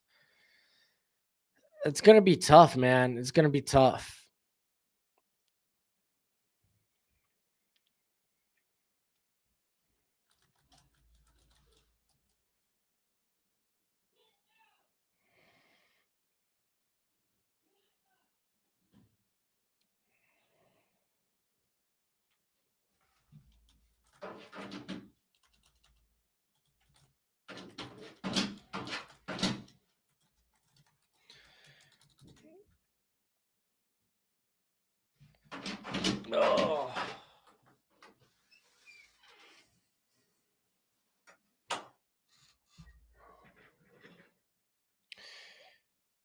Oh. What do I put in my coffee? Just like French vanilla creamer. That's it. Nothing crazy. Hey.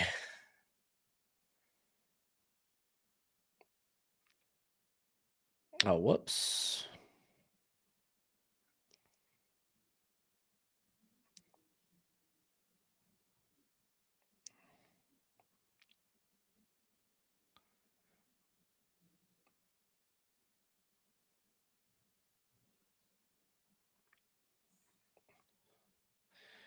Wait, French, I want to show you something. Greg, no, it's not disrespectful to go sleep in my stream. Do it. Send it. I want to show you this tweet I just put out. Oh, no.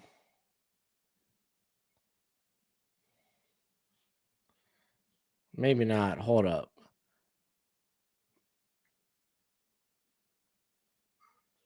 Oh, CJ Allen might be out. Uh-oh.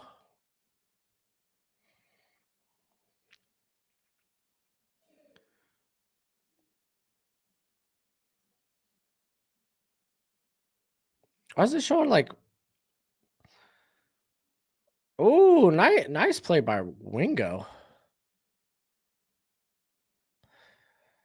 All right. Let me see if I can pull up. I just put out a tweet that I thought was pretty funny.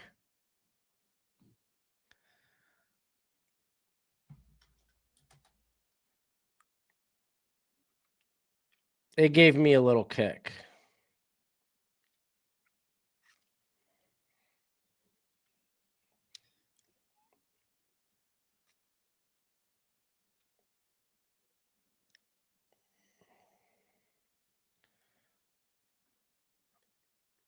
Aye. Watch this.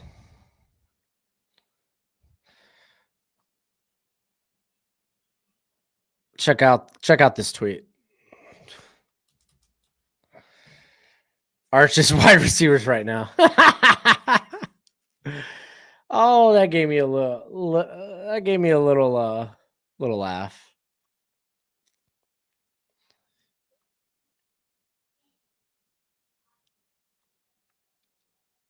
Yeah, that's a hold by Mosley.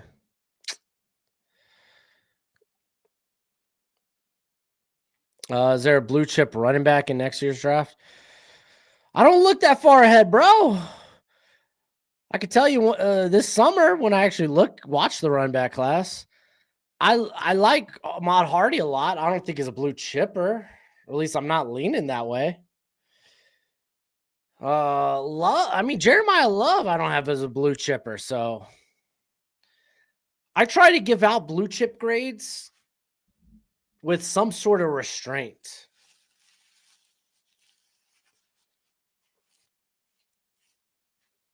What's Gojo doing right now? He's sleeping right here. He's right down here, laid out.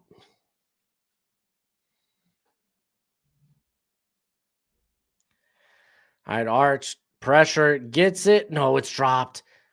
Was the catch made? That was Mosley. I thought he may have dropped that sucker.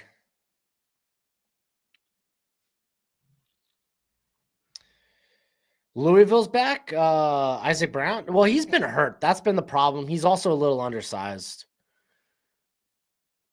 All right, we're going to get the handoff here to Wisner. Good little run. Gets about 5 to 6 yards.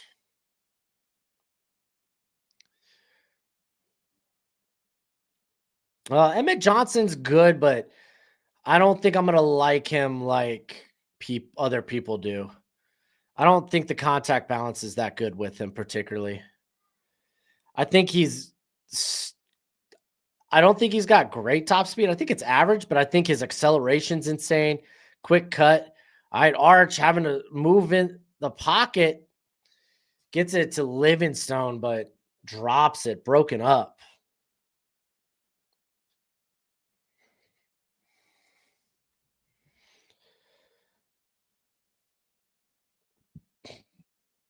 Don't you think it's crazy that Bama is good at both football and basketball? Maybe. I guess. I suppose. I don't know. I don't follow basketball enough. All right, we got 3rd and 4. They're at Georgia's 29. Chance to put points up on the board. They need it. Sleens it, and it's intercepted. It was high. It was high. That's on Manning. That's on Manning. Dang, dude.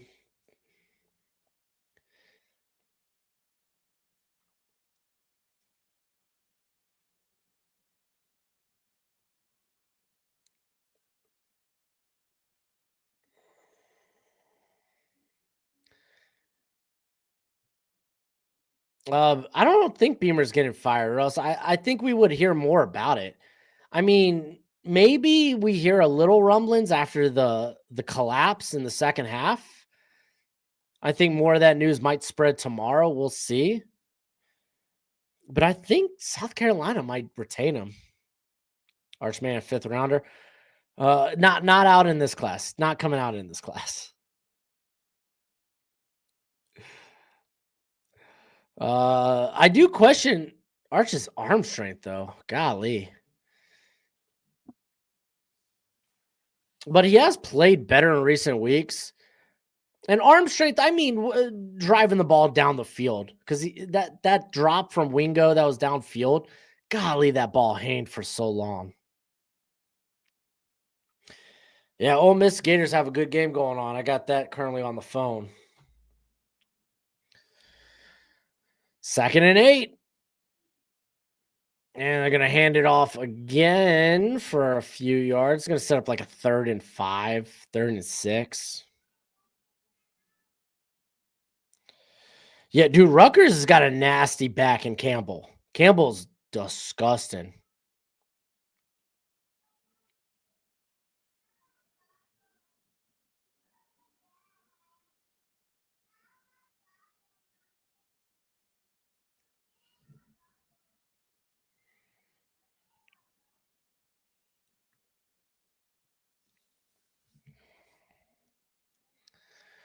All right, we got running backs lined up. Well, Jeremiah or Zachariah Branch, but he motioned out. Here comes the pressure. Oh, and Stockton was tripped by his own offensive lineman. I mean, he was running, scrambling away, so not really on the offensive lineman.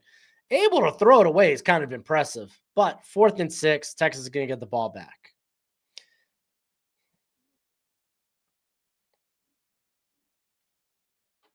I feel first. Never mind.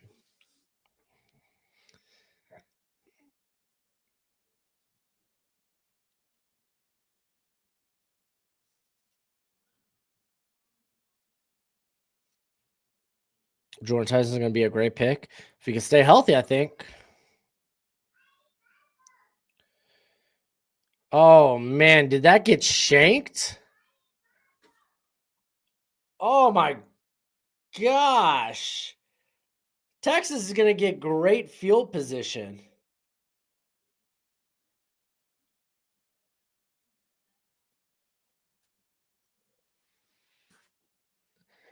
Texas is going to get the ball at Georgia's 46 after that shank.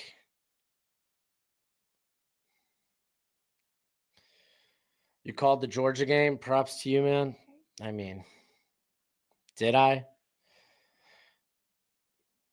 There's still a lot. I mean, dude, Texas scores a touchdown here. We got a game.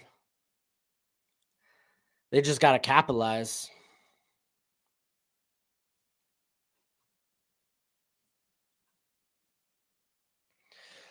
J.K. Dobbins is likely done for the season. No. I thought he was just going to IR. I didn't know it was season ending IR. Here comes the pressure. He dumps it to Baxter, who gets out to the 40, about a 6-yard gain there. Spartan, I don't want to be associated with the gambling guru.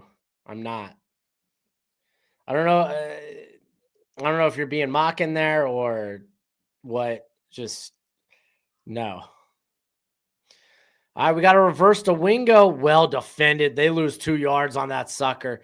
3rd and 7.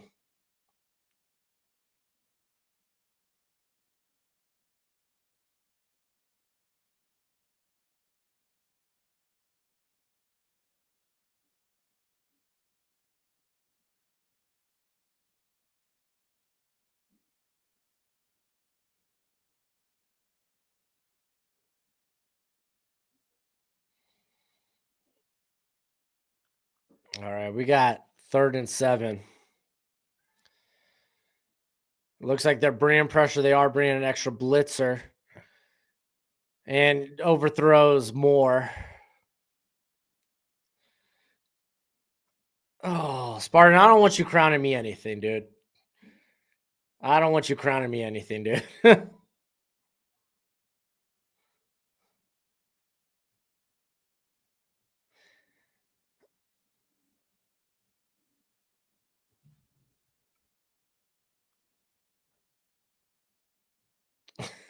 French, I'm so sad. It is currently a rough go right now for Texas. There's a flag down. And it'll be down at the 5. Let's see what the flag is.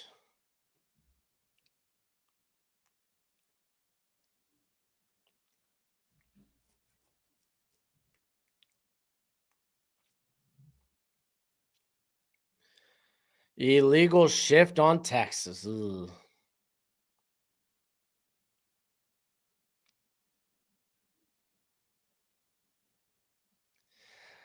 I don't Spartan, dude. I'm not asking you to listen to my picks. I'm just giving you my opinion. The whole channel is football discourse. I'm not asking you to take my opinion for gospel. I'm laying out a scenario. I'm laying out what I think. It's up to you to decide if you think that's correct or not.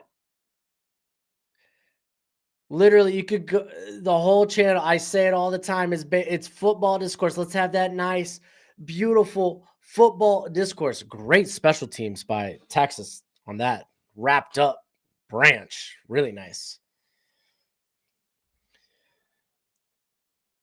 Oh, Detroit sports talk, dude. I think Rams are the best team in the NFC right now. Like, if you're going to ask me, the NFC's real close. But if you're going to ask me to pick a team that'll go all the way, it would probably be the Rams.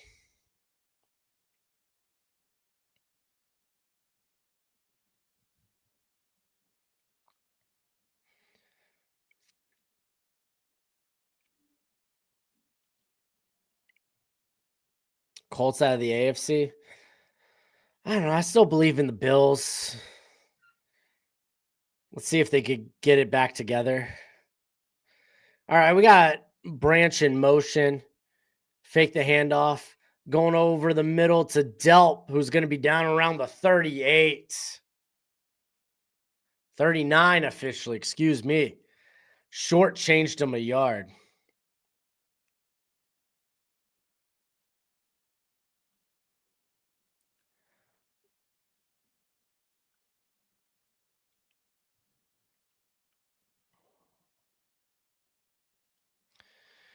All right, 1st and 10 from the 39. You got Branch in motion again.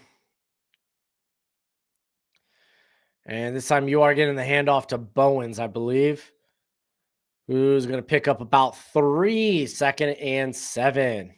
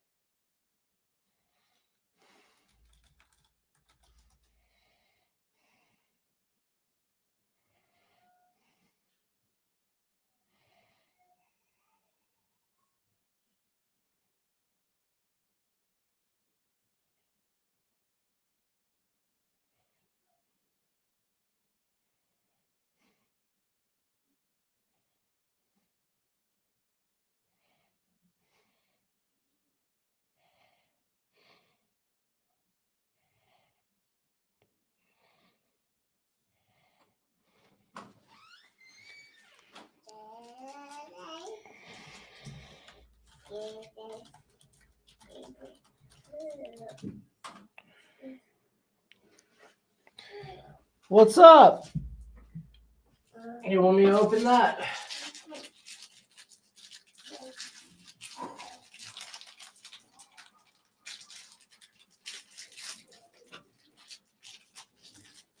There you go. What do you say? You're welcome.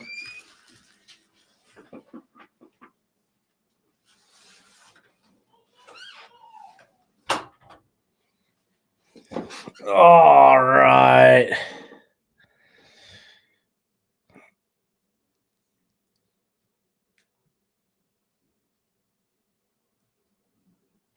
What's everybody's favorite Thanksgiving Day food? I'll start mac and cheese, sweet potatoes, easy, dude. Deviled eggs are great. I like turkey. It's all good food. Spartan, I just don't want to talk it out anymore. I just want to react to the game, bro. I'm kind of done. I'm just done. Stuffing, I've never been a big stuffing guy. I think that, or a mashed potatoes guy, I think that might be more on me than it is on stuffing or mashed potatoes. So I'm not even going to hate. Yeah, I saw that Milton Williams got hit with the IR, man. High ankle sprain. Those things can linger, man, 4 to 6 weeks. That sucks. Hey, MSU, thank you for the super chat, my friend. Thank you. It's not betting advice. It's not betting advice. I'm just giving you my opinion. Take it or leave it, disagree with it or not. It's like any other, if I have an opinion on a prospect, take it or leave it, crumple it up, throw it away, come to your own conclusions. Oh, I hate green beans, dude. Green beans do something funny to my stomach, bro. Green beans mess me up. All right, 2nd and 7. They get a handoff to Dylan Bell, who's going to get the first down out close to midfield, at midfield, excuse me. And Dylan Bell coming up a little gimp, limping off.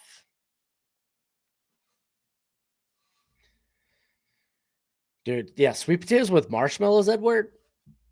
Absolute fire.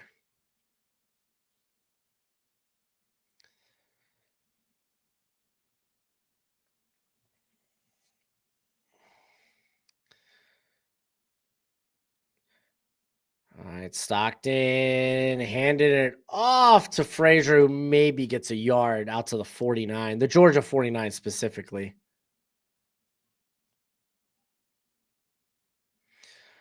Turkey's too dry. Throw some gravy on that sucker, Taters. What are you, uncivilized?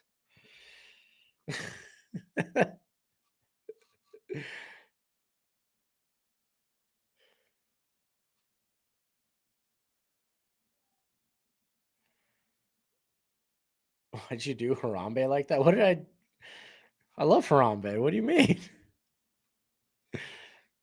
Dude, I love turkey. I think y'all crazy. They get it to Noah Thomas, who's going to set up a third and manageable, 3rd and 4.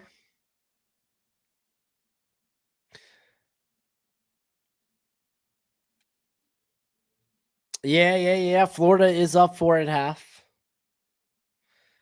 What did you miss? Apparently the people in the chat, I thought we had a nice, wholesome community here, and everyone's talking crap on turkey. And I'm rethinking this channel. I really am. Maybe I just pulled the channel down. Hey, YouTube, I'm quitting. I can't believe the group of people that I have organized to where we're going to disrespect turkey like this. That is the most surprising thing that has happened all day. To hell with Navy.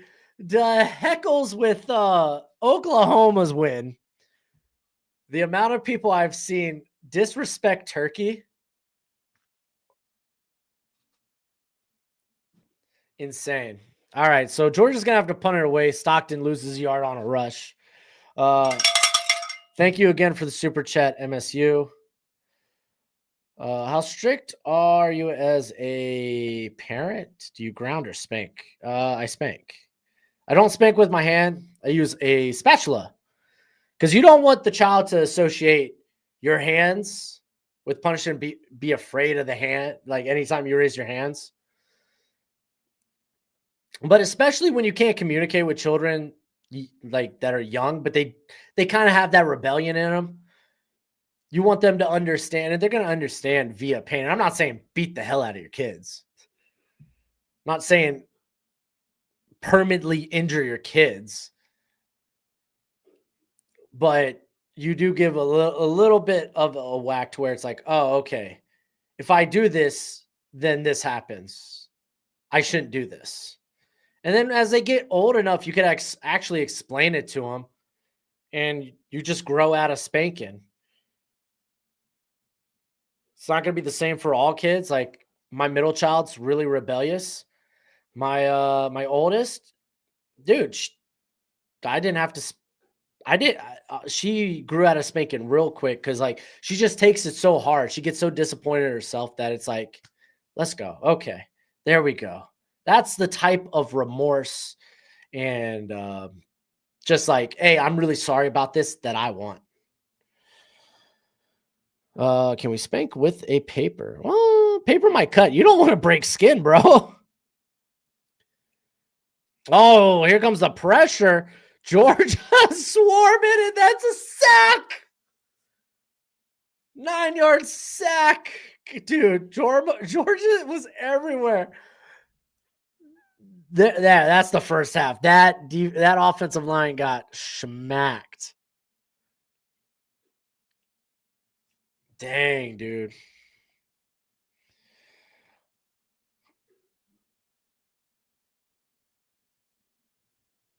They're gonna be scared of spatulas when they grow up.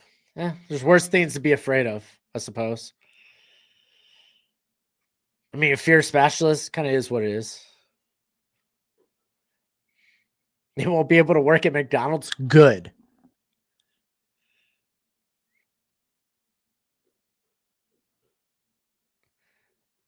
Oh, free arch. Oh, is that Christian Miller? Christian Miller. Oh, he's a little banged up, but dude, Christian Miller has been getting pressure, man. He's had a hell of a game from the interior today.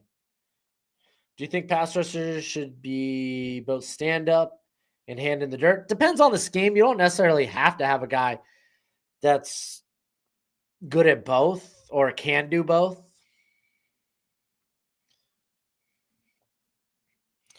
I don't yell at kids, bro. You don't have to yell at all. Why am I giving parenting lessons right now? You shouldn't, like, dude, you shouldn't be yelling, period. What does yelling resolve? I'm gonna, like, why? I mean, you could talk with sternness and strictness to where it's like, oh, no, dad's for real here. Yell? No. That shows that I lose control. Dad should not lose control.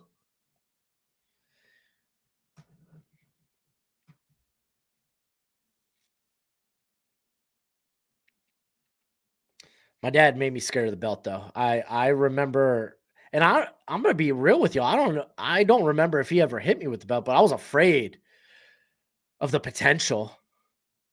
I was afraid of the possibility. See, I revered my father. That's a nice, healthy respect. Don't do wrong, and dad's gonna be great.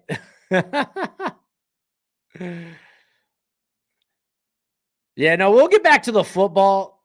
Spartan likes to not talk football, or at least derail the conversation. And to be fair, I would like to get back to football too, because some of y'all's take on Turkey is bullcrap.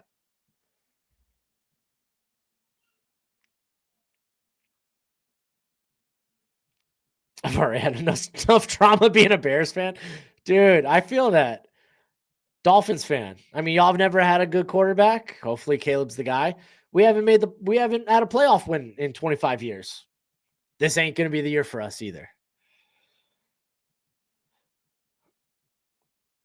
What college did Vic Beasley? I'm pretty sure was Clemson.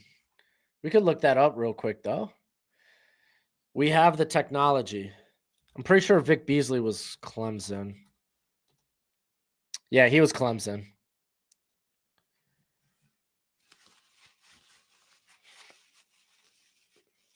Dang, Kirby Smart, 61 straight wins, when having a double-digit lead at halftime. 61 straight wins. No, I don't watch hockey.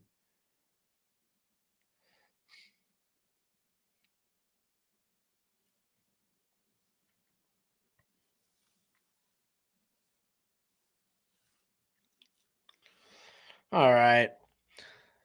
Let's go to the scoreboard. Oh, nope. That's not where I'm looking. Dude, Ole Miss, man, if they drop this game today, oh, I mean, they still make the playoffs, right? They're still in the driver's seat.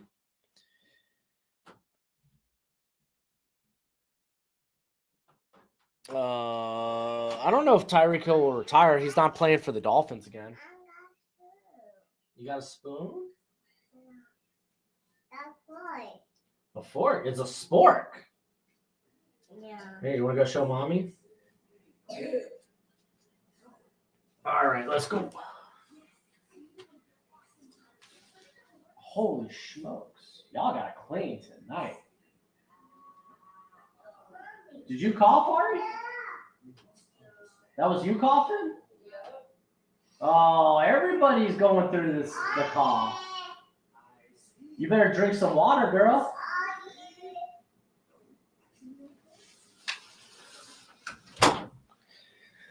Yeah.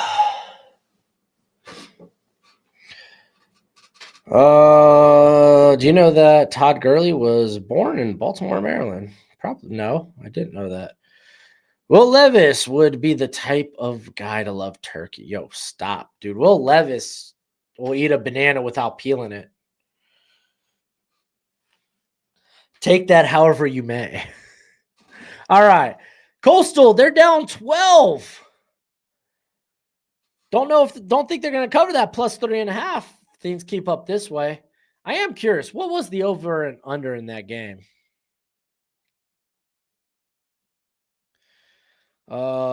Coastal v Georgia Southern over and under. Over and under to that game was 60. They are at 78. 60 is a lot of points, though.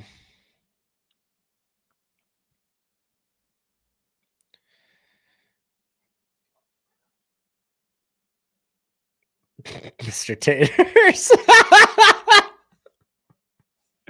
I just looked over at that comment. That's wild, bro. Now tell me how he would eat a cob of corn. All right. Hey! Coastal on the board, though. Russian touchdown. Maybe they do cover. Ole Miss is in scoring territory. First and goal at the 4-yard line. Looking to take the lead here. Baylor's about to score. Oh, they're about to.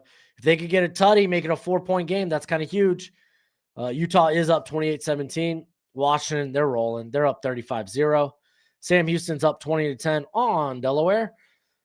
UNLV just took the lead. They're up 17-16 on Utah State.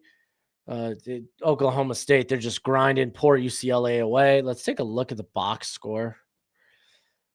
Florida State's still up 10-7 on Virginia Tech. Missouri's up 21-10 on Mississippi State. Jacksonville State is up 14-10 on Kennesaw State.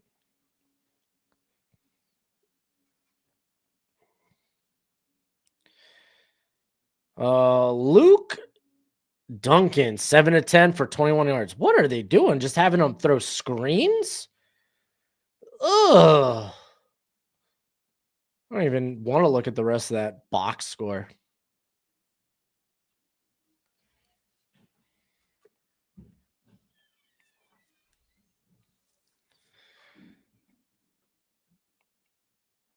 I wonder where Anthony Richardson will go. He would have to be traded or released. I can see traded. I don't know about released. He's on his rookie deal, so keeping him around just kind of makes sense.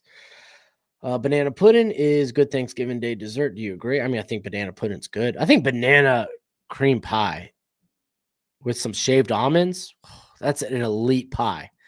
An elite. Willie, I feel so bad for Shadur. He should go to the Cardinals or the Raiders. I predict Shadur will get traded. I don't know who's traded. Well, who's going to trade him? I don't see Shadur getting. It must be a pick swap, a late day 3 pick swap. That's the only way he gets moved.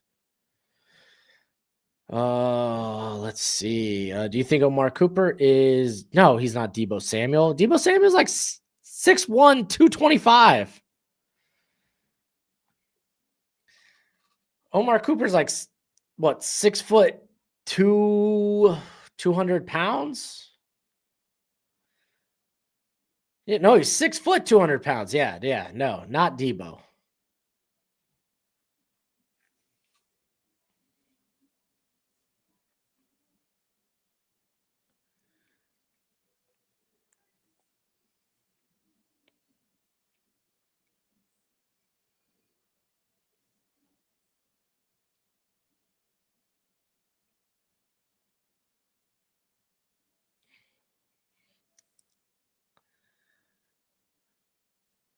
Oh man, just watching the South Carolina Texas A&M highlights just makes me sad.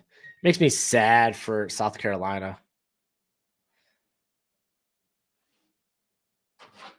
All right, you want out, buddy?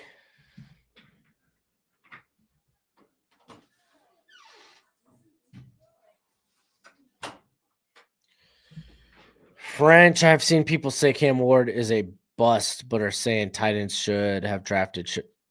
Yeah, because Shadur would be better in that offense. Are you kidding, dude? He would lead the league in sacks. There, I said it. World, what's up, bro? How you doing, my dude? Is Dylan Gabriel actually 6 foot? I think he's probably closer to 5'10". The state trooper got relieved of game day duties, not of like suspended from his job. Or at least that's what I saw. I don't I think you're getting too it would get too I think it's too ridiculous if you suspend him from actual work. But yeah, game day duties, yeah, go right ahead. Yeah, take those away. That's fine.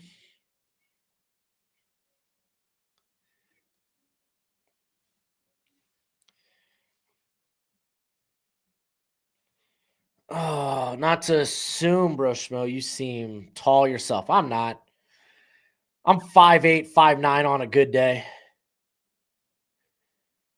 I took a picture, no, I did a video with that franchise guy, Marcus, and Marcus is like 6'4", 6'5". That's I looked like a small child next to him with a beard. It was great. Willie, I love David Bailey. The Browns and the Jets. Okay, okay, Jason. In here with the ridiculous comments. 4th and goal. Oh, Miss unable to score in the around the goal line. Oh, and it's at the 1. Dude, you go for this. Ain't no way Lane Kiffin ain't going for this. Screw field goal down 1. Yeah, no, here they come. They're coming for it. Chambliss, shotgun. I think that's Luke Hawes in motion. And it's a bubble. Oh, and it's off target, incomplete. Turnover. I think he missed him. He had him and he missed him.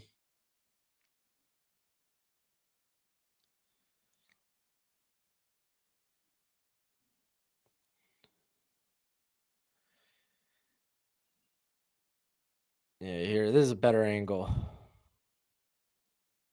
Yeah, he threw it low. It was a walk-in touchdown. I mean, he would have got hit at the goal line, but he would have already crossed the plane.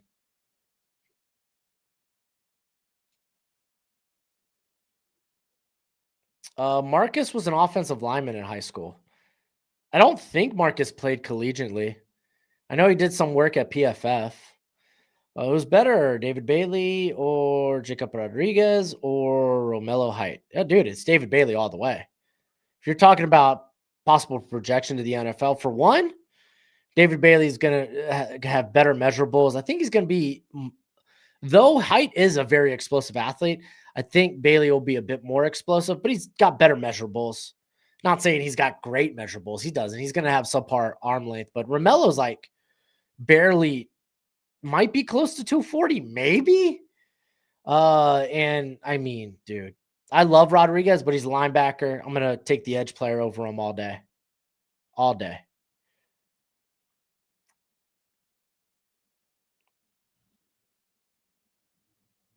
We're gonna see a new era of football with these two draft classes, perhaps.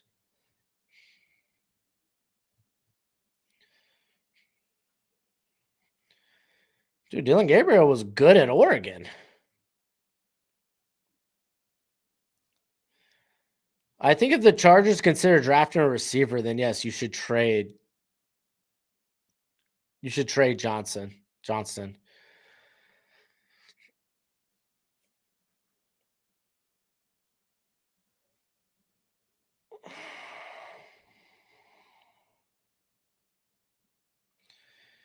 Hey, Russian touchdown for Utah. Gonna keep that a 2-score ball game.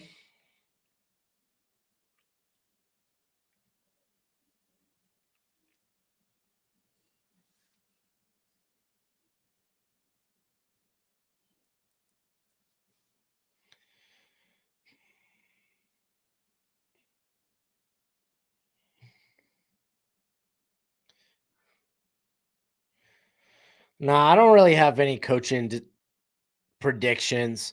Like, I don't think Lane Kiffin's moving. I don't think Marcus Freeman's moving. I mean, I guess Summerall to LSU would be the one prediction I have. Does Ohio State repeat? I could see that. Time for Texas Black Magic. I don't think they dabble in the dark arts.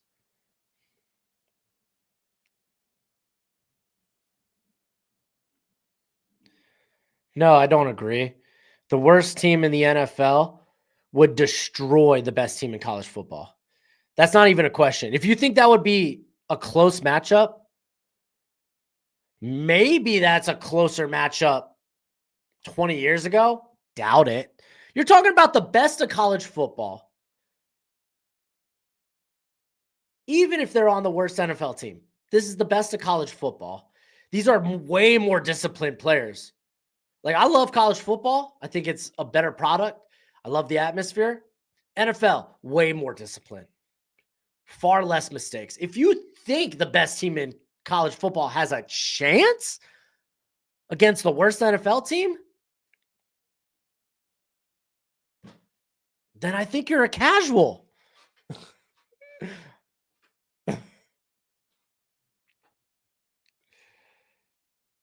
Heisman favorite. You got to say Sayin, Mendoza. I think those are your top two. I would throw Jacob Rodriguez up in there. It's really tough for a running back. Love is probably the guy with the best shot, though.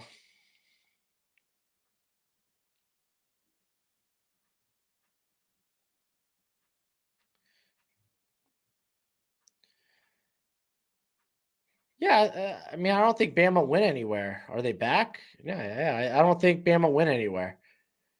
Even last year in a down season, they were in the hunt for the playoffs.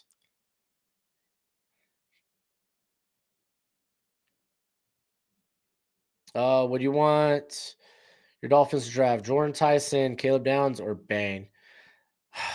I think they should go with the wide receiver.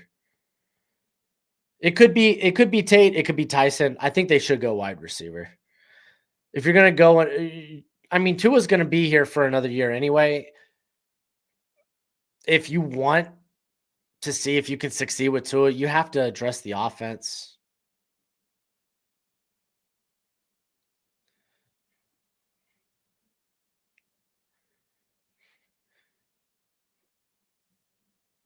Brandon, stop. You already know who wins that game. The Titans win that, and they win it handedly. The Titans would be 2-score favorites over Ohio State.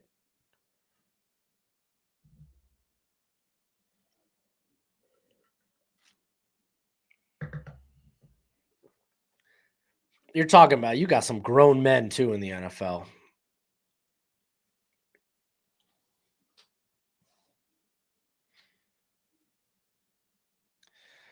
Yeah, Ruben Bain doesn't have the sack production to be a Heisman contender.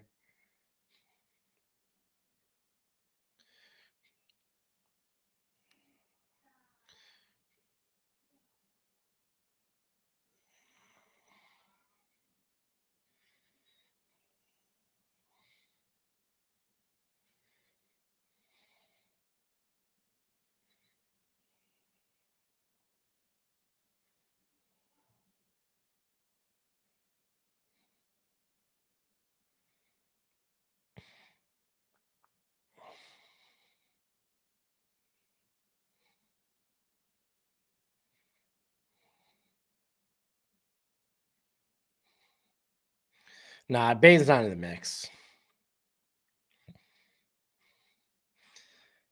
Again, it's always tough for a defensive player to win Heisman. You have to be doing something crazy, and Jacob Rodriguez is indeed doing something crazy. I mean, just think of Travis Hunter. If he wasn't playing wide receiver and corner, he wouldn't have been in the Heisman discussion at all.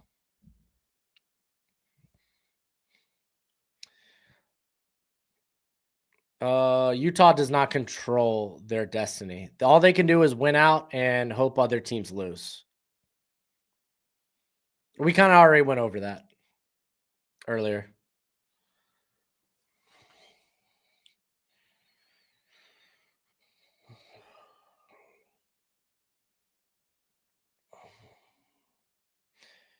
I would consider Ruben Bain a blue chip. His pressure rate's insane. He might not have ideal length, but he wins with insane quicks for being a girthier player at 275. I think he's got a great pass rush toolbox. His hands are active, they're sudden, There's so much to like about Ruben Bang. No, I'm not gonna watch the UFC card.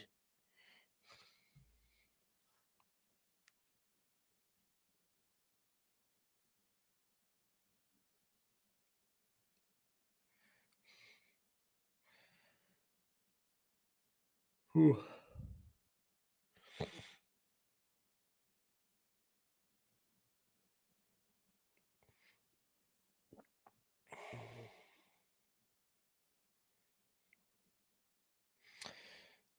Someone who is.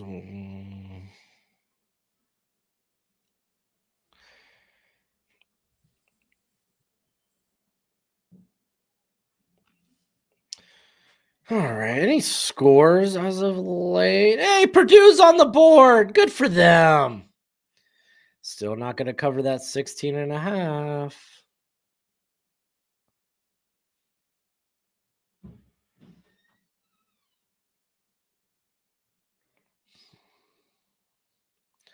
Dude, Ole Miss is still at a commercial break. That is nuts. Am I seeing this right? Yeah, no, they're still at a commercial break. No, Tyler Van Dyke's fall off is doesn't need to be studied. He was an injury prone guy whose decision making never got better. there. I did the study for you.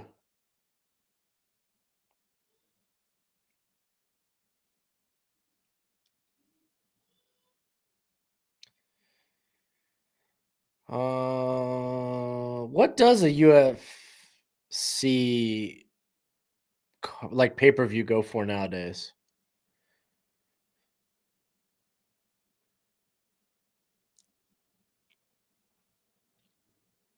Oh, there we go. Finally, Florida's back with the ball. Or excuse me, Ole Miss. It's cheaper now? Huh. Nice.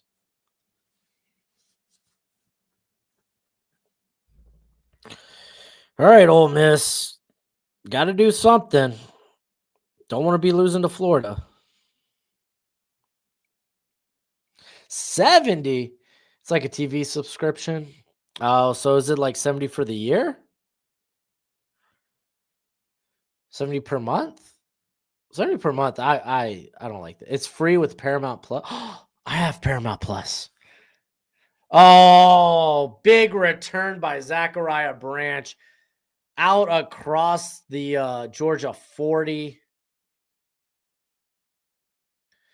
They're going to be close to midfield at the Georgia 47.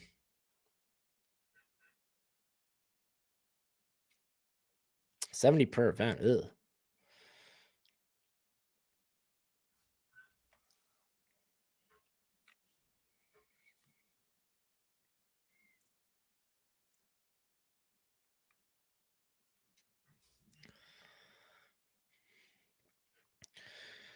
All right. Texas needs a big stop here.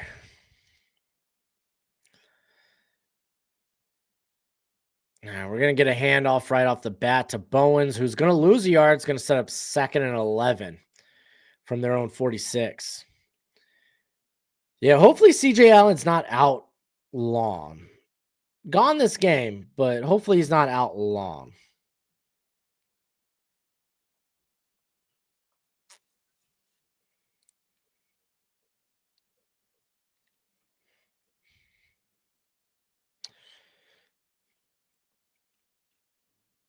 Oh, big sack by Florida, forcing a punt.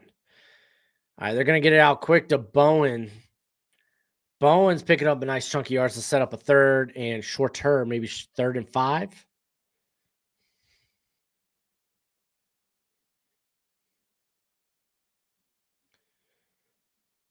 Jason, listen, I think you're a fool if you honestly believe a college team could beat an NFL team. Ball batted in the air, batted back. Stockton bats it to the ground. So 4th and 5. Good stop after the good kick return.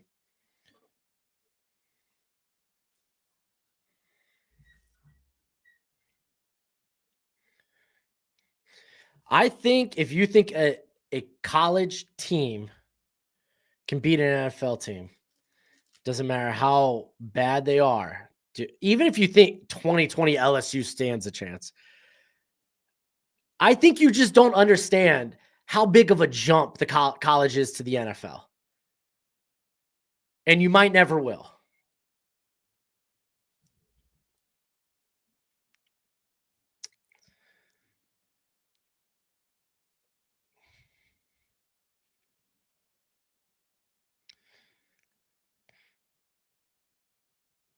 Not even the dude. We saw what Justin Fields did in college.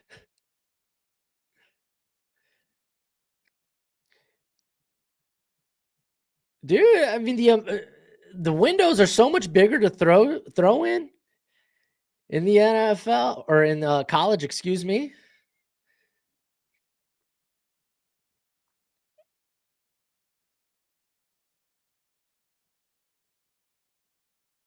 I don't know if Justin Fields be Lamar versus Ohio State. I don't know about that. That's we could reel that back. But if all he had to do was hand off to Brees Hall, then yeah, cool. All right, Wisner picking up a good 5 yards.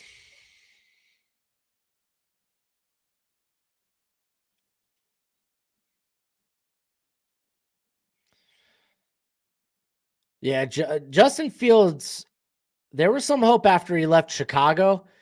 Fortunately, none of that has materialized. Dude, Wisner trying to get away, but golly, dude, they swarmed.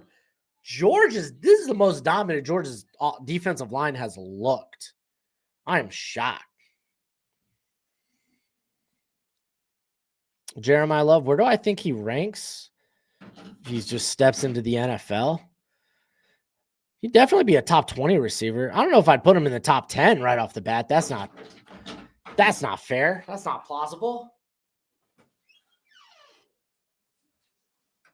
Top 15 wide receiver? That gives me pause. I have to think about it. For sure, probably a top 20. All right, Manning on 3rd and 13. Finds it. Gets it to Wingo for a first. Nice. So they're fearing it's an ACL. That's wild.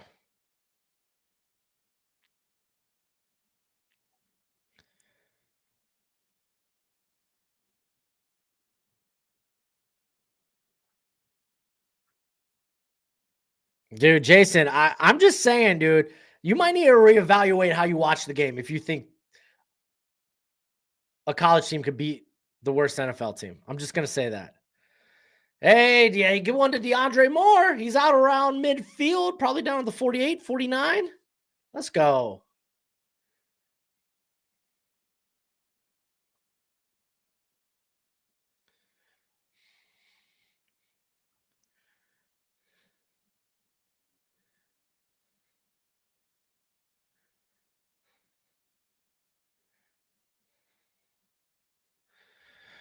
All right, we got 1st and 10 at the 49. Fake the handoff, going out to Wingo. Hey, he held on to the football. He's going to end up picking up 3, maybe 2 or 3 yards. Hit immediately, but hey.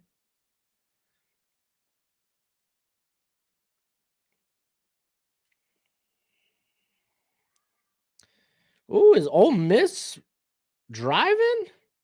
Well, they're close to midfield.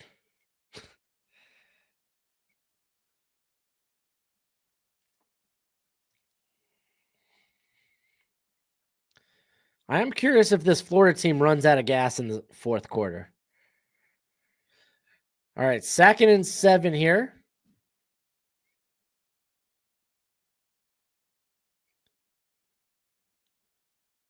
And throwing it to Niblet, who's going to lose a yard. Jeremiah Smith was in the NFL right now. Do you think he would have any success? Yeah, he would have. I think he would have success. He's a hell of a good prospect. He would have some success. Absolutely.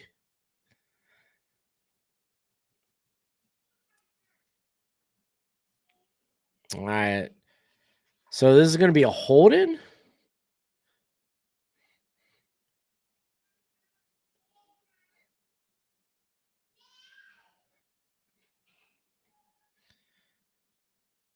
All right, they're going to repeat second down. They're going to take the penalty.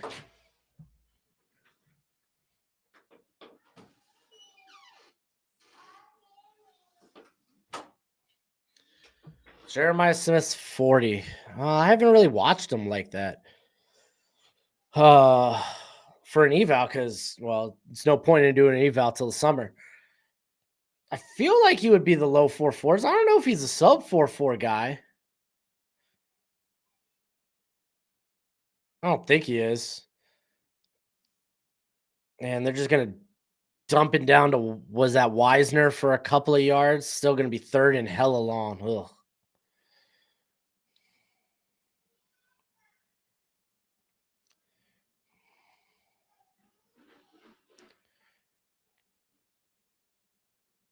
Jeremiah Smith versus Eli Apple. You're picking a corner that I don't even think Eli Apple's in the league anymore. I'm not saying he won't win. Man, I don't even know what y'all talking about anymore. And it looks like they go for a QB draw, nothing going. They're gonna punt this sucker away. It would be. I'm not saying. I'm not saying Jeremiah Smith won't have success in the NFL. I'm saying an NFL team, the worst NFL team, would beat the best college team. Easy.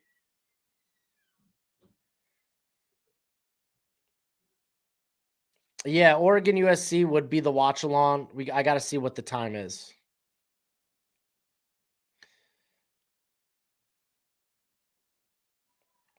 Dude, Smith clocked in at 4.38 in high school. Oh, golly, that's wild.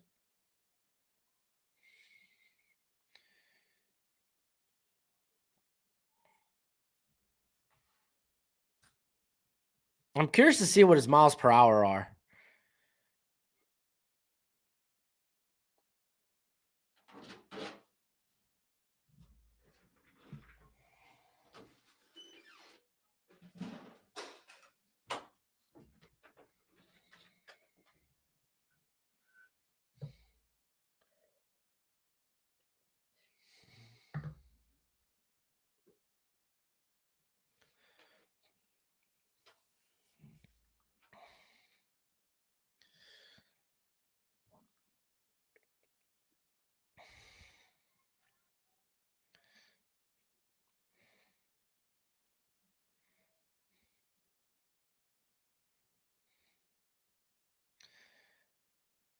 Now, mind you, Jason, you are asking the best defender on LSU. Do you think they put the clamps on a depth player on the worst NFL team? Just think about that. I mean, dude, Mansoor is literally about to go to the NFL.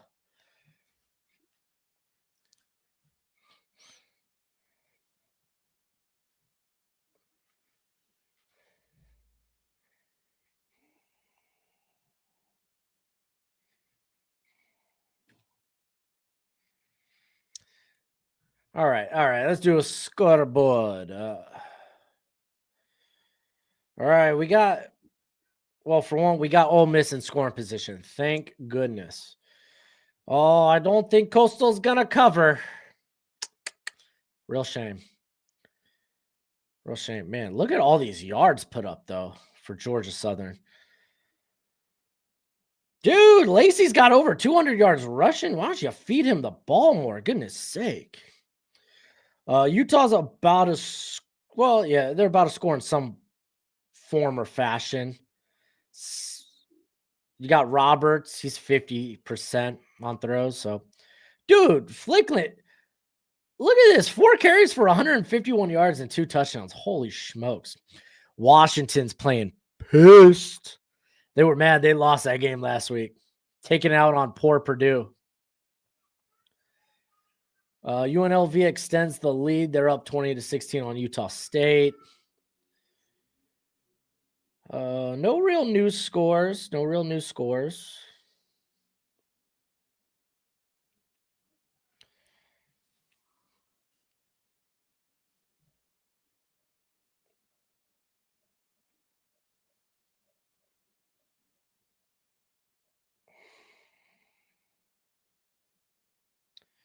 Have you checked out the Connecticut QB? Dude's killing it. No, no, but I plan on checking out Skylar Bell this week. I watched his Duke game. I liked it, and I can't wait to see more. But I haven't been able to sit down and give him like the full eval. Oh, Mansfield Lane against T. Higgins. There would be some wins and some losses, but I think ultimately Higgins probably ends up on the winning end of that more times than not. At least early on, if we're talking about how they are as players right now.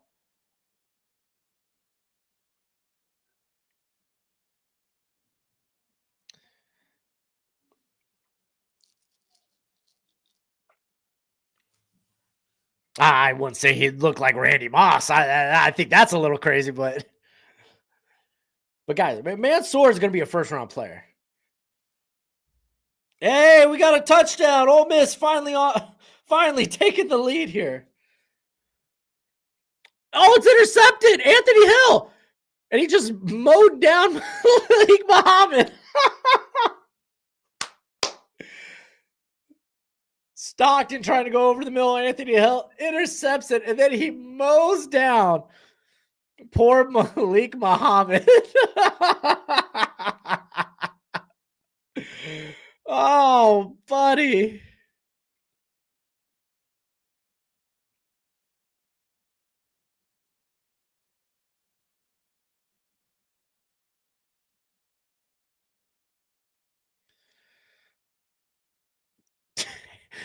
Dude, Malik Muhammad, he turns upfield to look for a block, and he gets rocked by Anthony Hill. Oh, that's hilarious. All right, they're gonna get one out to Ryan Wingo. Golly, that ball. Did it feel like Arch Manning kind of like put no zip into that screenplay?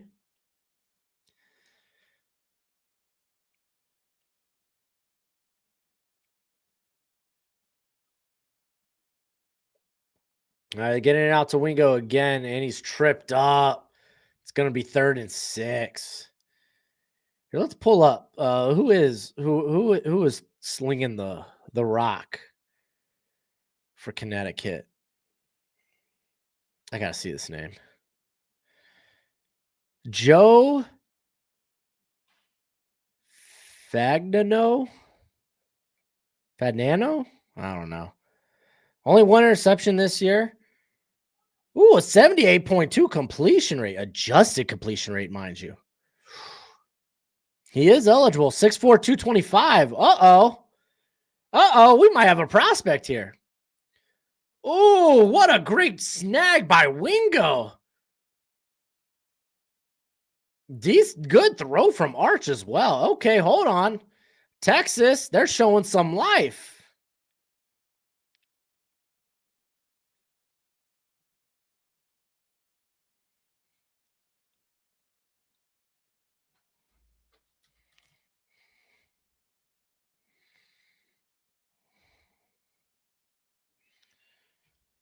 Hey, Ivan, says Arvell Reese or Ruben Bain. Oh, batted down. It's going to be 2nd and 10 for Arch and company. I lean Ruben Bain because Arvell Reese, it's not like he's been asked to. If you're going to take him early, you're taking him early because of what he could do as a pass rusher. I think he needs a lot more polish as a pass rusher, but him being able to play a little off ball early as you develop him as that pass rusher, I think goes a long way. But I still would go with Bain. It's close. They're guys that I literally have in my top 5. Manning's going to try to run, but he's sacked.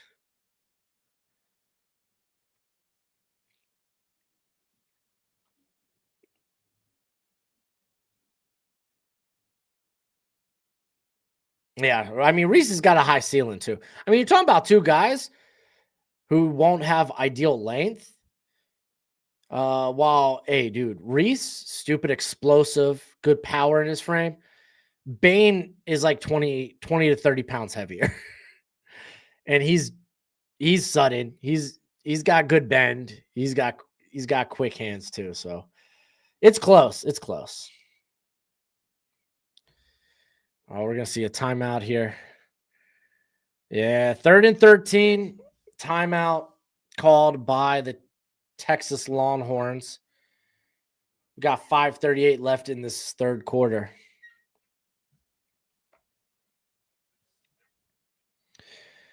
Oh, dude, Ole Miss's defense has come alive in this second half. They've just created a 3rd and long.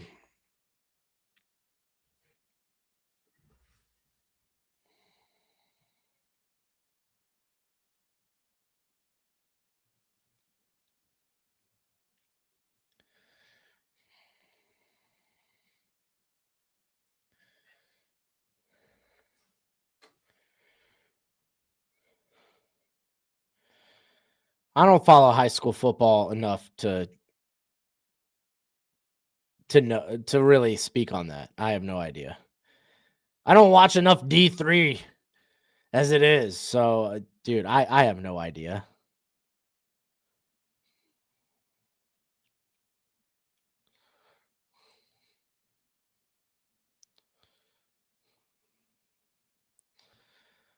Texas O-line's the Bengals of the NCAA. I don't know if I'd have Folk that high knowledge.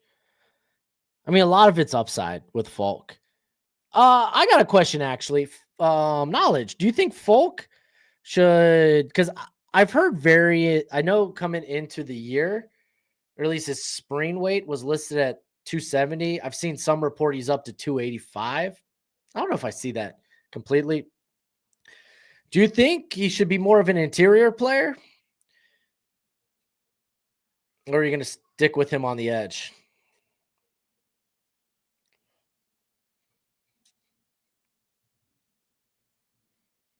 I mean, yeah, you could always just be like, no, he's a versatile guy. I'm going to put him wherever, which I think is a-okay. But I think I would lean to him being more of an interior player primarily. You think he should stay on the edge paper? That's fair. He's just got such a high floor. If you could really develop and tap into him as a pass rusher, and I think the best way to do that is with the interior.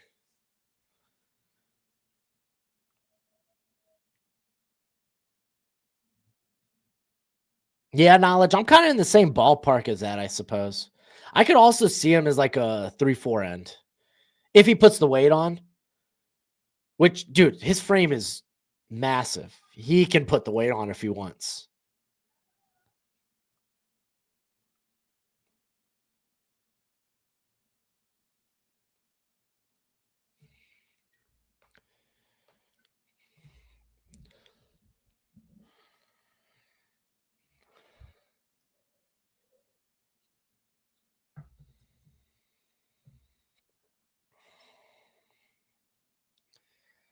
See him fall. I don't know if he falls, dude. Most people I've seen have him consensus top 20. I don't see him falling to the Patriots. Just because, again, the ceiling's so high. He's easily a 3-down player that will be a really good run defender in the NFL. All right, empty backfield, 3rd and 13. They got linebacker on a spy, throws it up. There's a flag, tries to get it to, is that Mosley?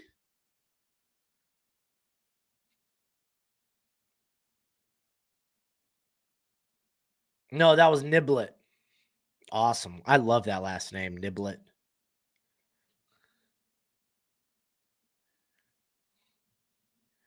Yeah, paper. That's also probably one of my like.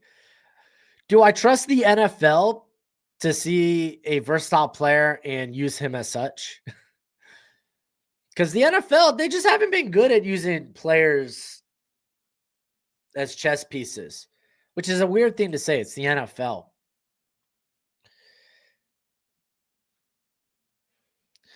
But like, if you're looking, I think you could be looking at a guy similarly as you use as like a Chris Jones, right? Who could be inside and outside. You could move them all around the defensive line. It's just a lot of teams don't always do that. Fake the handoff, Arch going over the middle, gets it to Wingo, touchdown. We got a ball game, boys and girls. Ooh, does my white cowbell? I feel like my white cowbell hits a lot harder than my red one.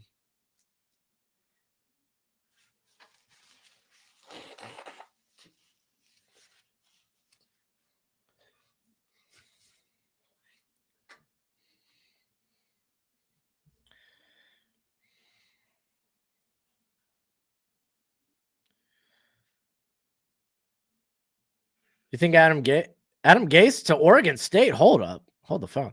Where is Adam Gase nowadays?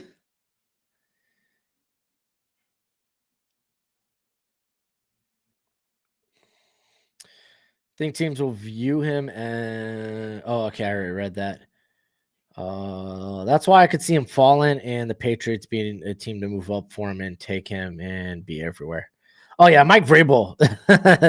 Mike Vrabel would have no problem.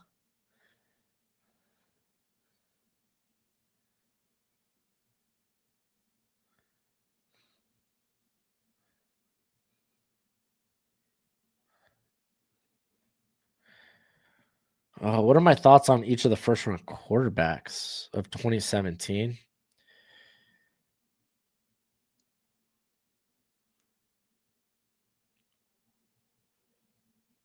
Let me go back and look at that draft class because I don't have like a spreadsheet for that draft class. I don't think I covered that draft class on the channel.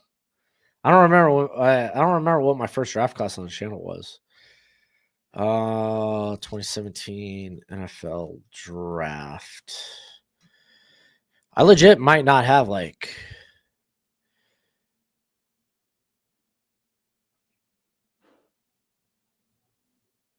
Um.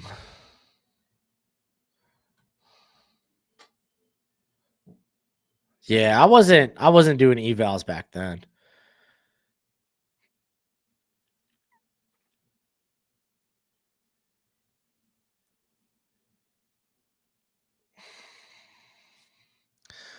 I mean, it's easy to look back in hindsight.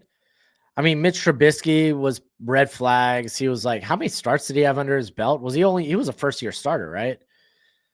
Mahomes was coming from an offense that kind of like allowed him to produce a lot of stats. Sean Watson was really good at Clemson.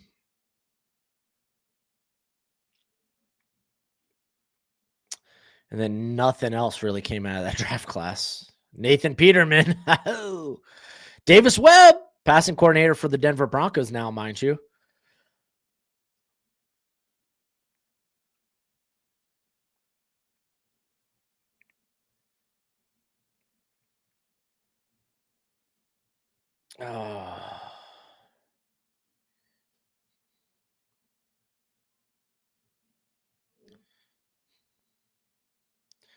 I mean, hey, let's be honest. Mitch Trubisky's an okay backup now, though. Let's not hate too much. I'm going to hit the bathroom up real quick because, nature calls. I will be back.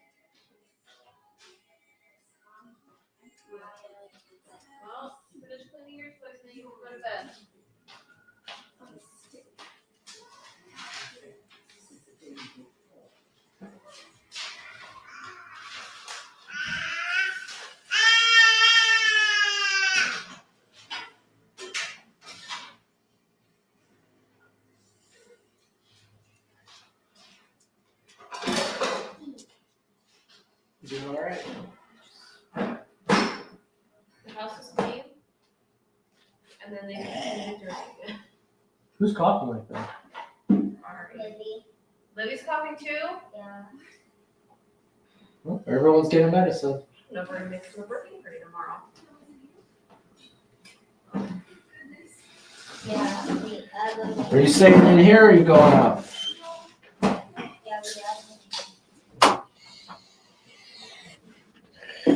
Oh, right. Where did I go? I had to go pay the water bill. Isn't that right, Gojo?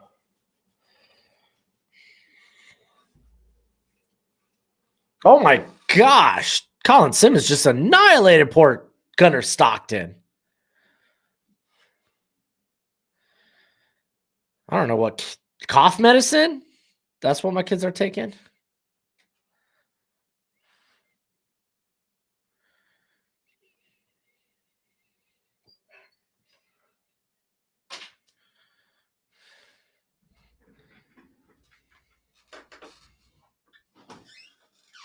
Buddy, you just clawed at the door. Do you want to go out or not?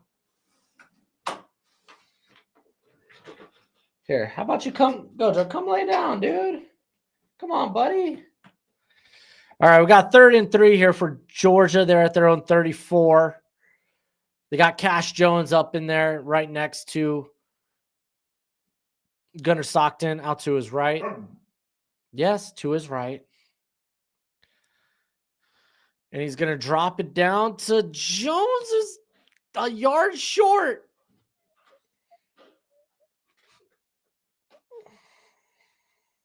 Decisions.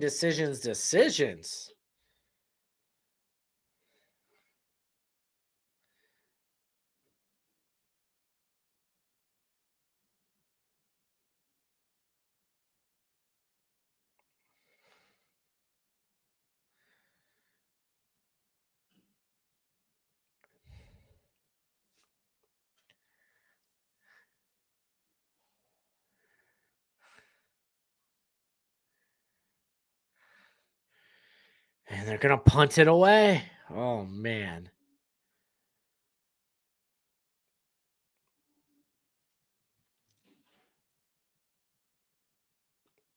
They're going to review it.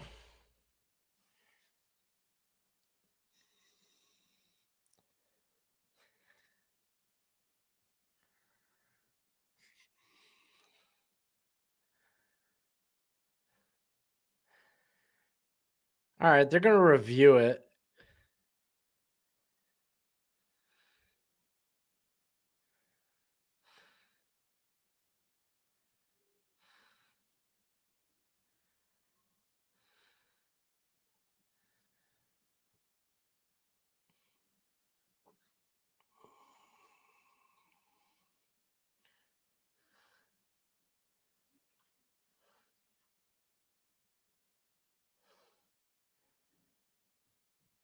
Yeah, no, he's short. He's short of the first down.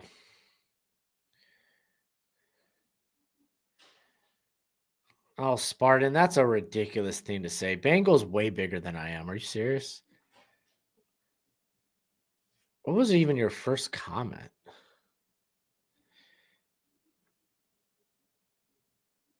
Dude, that has to be condescending, dude.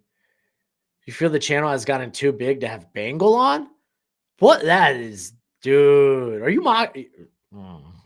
You're on thin ice, Spartan. I'm telling you. I feel like every stream you're on thin ice.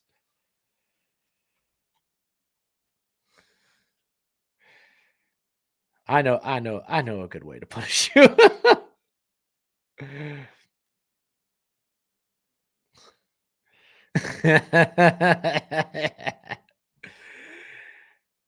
uh,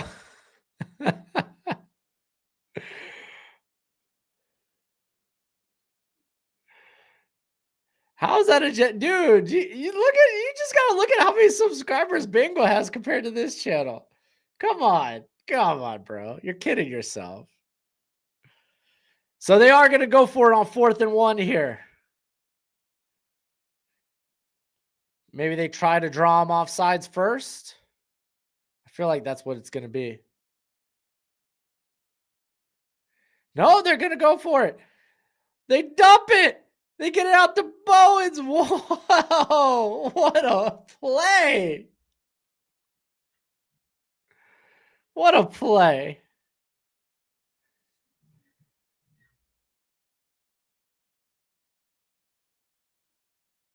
Oh. Well, what do you think is a good way to punish you? Dude, I already did. You just don't even know it yet. All right. They hand it off to Bowens, who loses a yard here. It's going to be second 11 from their own 45.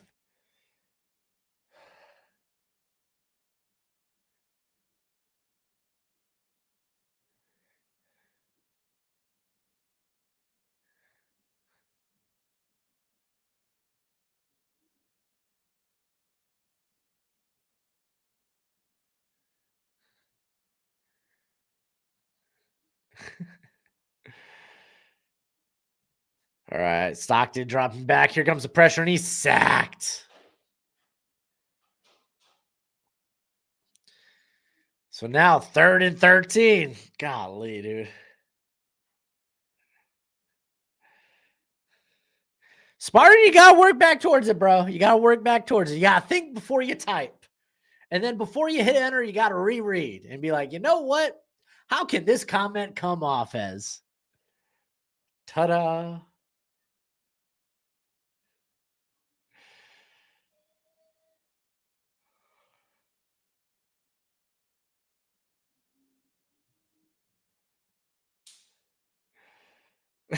Tater, this ain't sick, bro. This ain't sick. You get on my nerve like Spartan does. Mm-mm. Mm-mm. Actions have consequences. Mm-mm. As a parent, you got to teach your children that.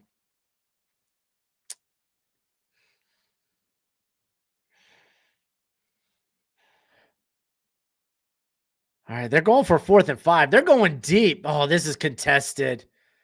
And there's a flag. No. I mean,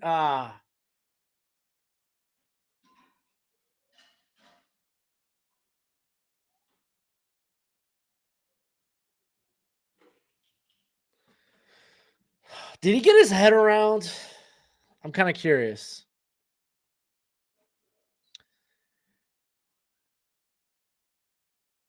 Yeah, he didn't get his head around. I feel like you can get away with that type of contact. Oh, they picked up the flag for pass interference, but they get the offside call. So regardless, it would have been first down anyway, is what it is.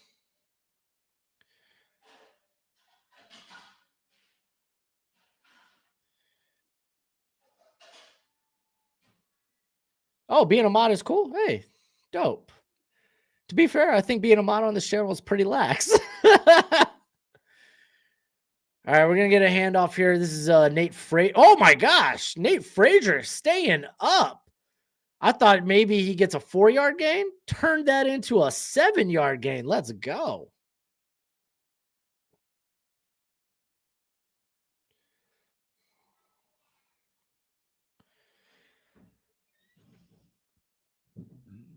Excuse me. Whew.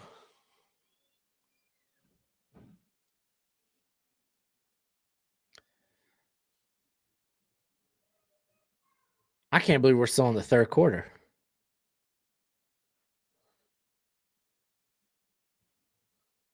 If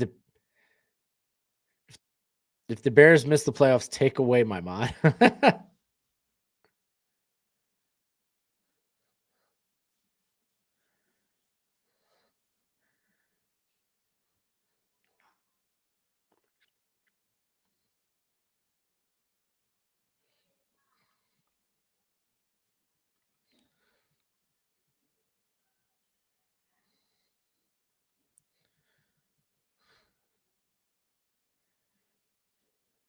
Yeah, Ravens could definitely make a run. I don't know if defensively they're going to be A-okay this year. But offensively, they should be able to hang, even if their defense comes up short. Because, I mean, Mississippi, they don't have a pass rush right now. They just don't. And, okay, they're taking this to the fourth quarter. Finally!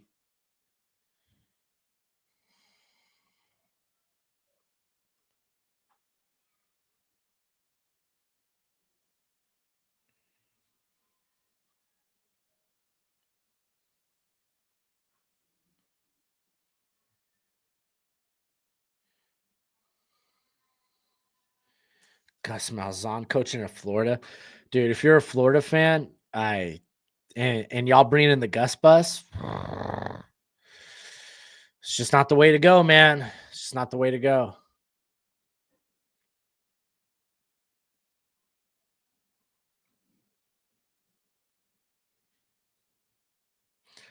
All right, let's jump. Let's get a scoreboard up in here. Ole Miss is in the goal line after a DJ Lagway interception.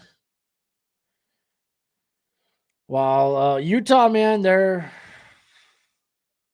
spanking. They're up 21 on Baylor. We got Washington blowing out Purdue. Sam Houston's up 26-16 on Delaware. Utah State has taken the lead against UNLV 23-20. And dude, Ohio State. I could imagine viewing this game feeling like, man, it doesn't feel like Ohio State's really dominant. Like, not dominant. That's not the word I'm looking for. Blowing this team up with maybe big plays or whatnot. But dude, Ohio State just grinds you down, man. They're so talented. They're up 41-7, by the way. Florida State's up 31-14 on Virginia Tech. Missouri is up 28-17 on Mississippi State. Jacksonville State's up 25-10 on Kennesaw State. Washington and Louisiana Tech just got underway. Matter of fact, TCU and BYU should be kicking off within the next few minutes.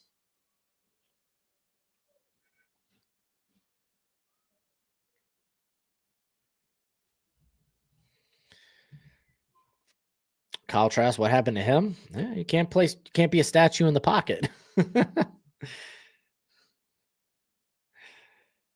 Honestly, I thought he had a couple of games last year where he stepped in for a little bit and looked all right. May have been last year or the year before. I'm surprised he's not on a team somewhere. He's probably on the practice squad.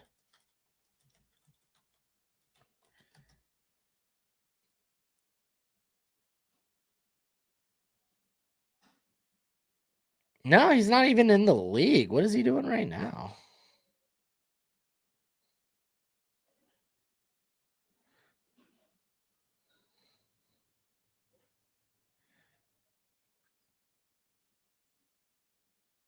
Yeah, he's just not in the league. Okay. Huh.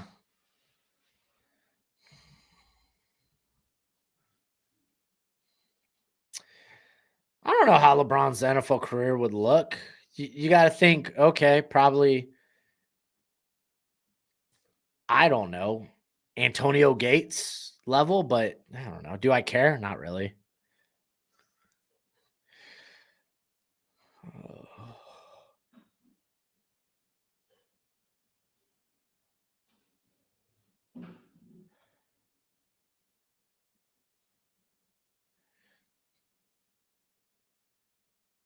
I don't care what quarterbacks would make great point guards. I know. Oh, this is such a phone conversation. I could care less. I don't care about ifs, ands, or buts. I don't care about fantasy unless it's football. I'm here to delve in the reality. All right, they're dumping it to Bowens, who picks up the first down at about the Texas 30.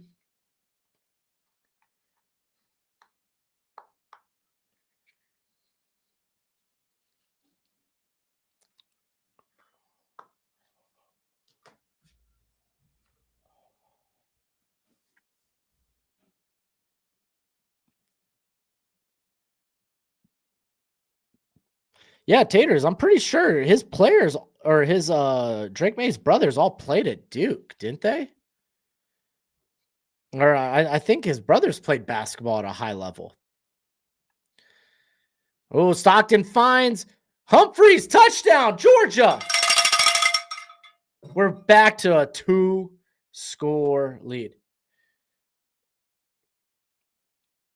All right, let's actually jump back to the 2024 draft class because I'm sure I probably wrote this in his player background. His father played football in North Carolina, and he has 3 brothers. 2 played basketball in North Carolina. The other one, an NCAA baseball title at Florida. Okay, so they actually played at North Carolina. That makes more sense than Duke. I don't know why I thought Duke.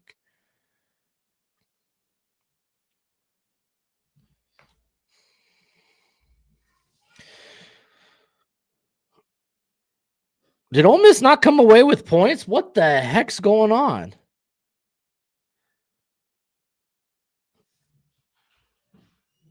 All right, Florida, this is probably their last drive of the game. Lagway trying to run, and he is sacked. Was that Perkins? Oh, no, that's Umami Ellen. That's Princely's brother, Prince Will.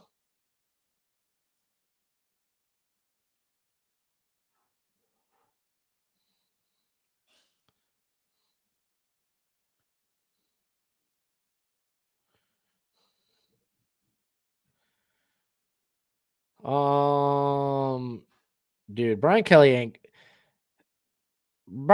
going back to Notre Dame unless Marcus Freeman takes a job elsewhere, which I don't think Marcus Freeman would.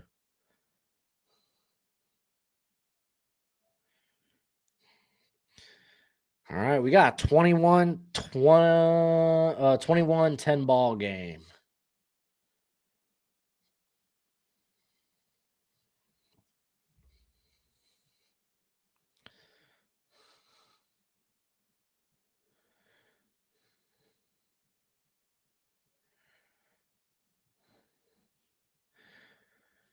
I don't want an onside kick. Georgia recovers.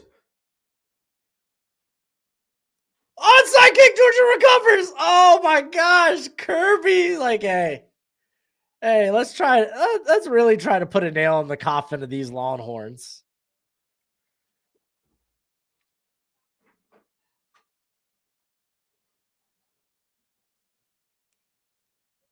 Dang.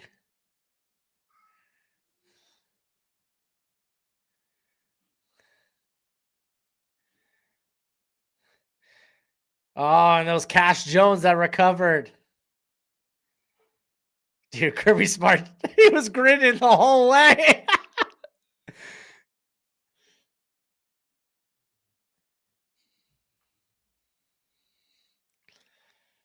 Oh, somebody check on French, see if he's doing okay.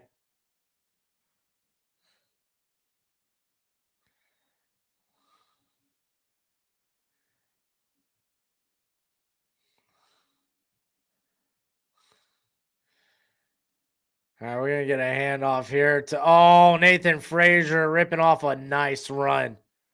Going for about 10 yards. First down.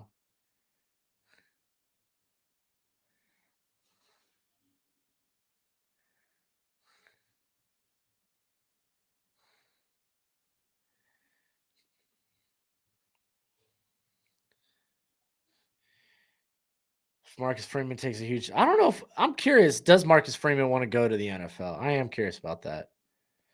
Like, I could see Brian Kelly coming back if Freeman goes elsewhere. I just don't know. I have doubts that Freeman goes elsewhere. Kelly's got to coach somewhere next year.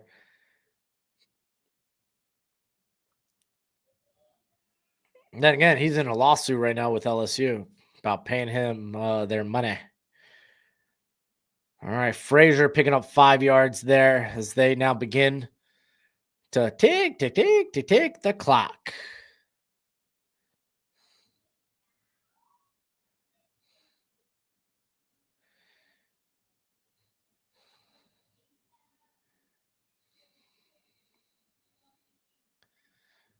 And it's going to be a screen to Dylan Bell, who picks up the first down out across the 30. Liam Cohen can't pull off the magic he pulled off in Tampa, says Brandon. I think he has faulty parts right now in Jacksonville. I don't think he's having the similar issue as Canals is in Carolina with Bryce Young. But there's a combination of issues where the offensive line has they started the year fine. They've been pretty bad. Frazier ripping off another nice run for about 8 yards there. Oh, okay, Brandon, you're kind of on the same mind as me. Okay, that's fair. Yeah, the offensive line has been great. Receivers have dropped balls. But let's not pretend like Lawrence is not at fault. It's not like he's been perfect either. But it's a combination of everything. It's Cohen's first year there. I'm not worried. All right, we're gonna get another handoff here. Frazier picking up the first down inside the red zone now. Yeah, no. Yeah, no Wirfs, no Irvin. To be fair, that's kind of how the Buccaneers started the year with Mayfield, though. I mean, the Bucs offensively to keep churning and churning and churning and churn. Georgia's got a player down.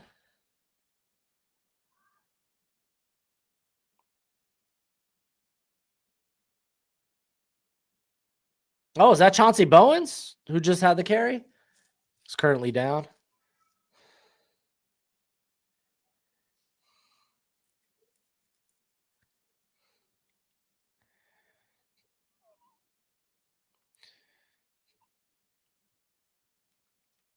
But dude, the whole offensive line for the Bucs have been banged up. Start the year without Wirfs. You lose Luke Odecki early. You lose Cody Mock for the season.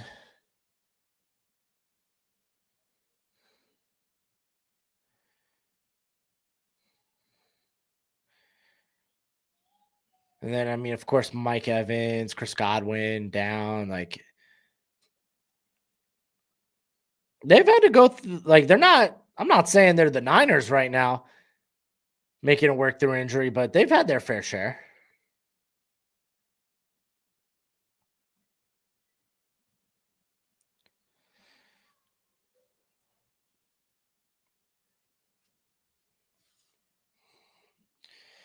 All right, so Ole Miss has made it a 10-point game with 1:43 left. Looks like they're going to survive.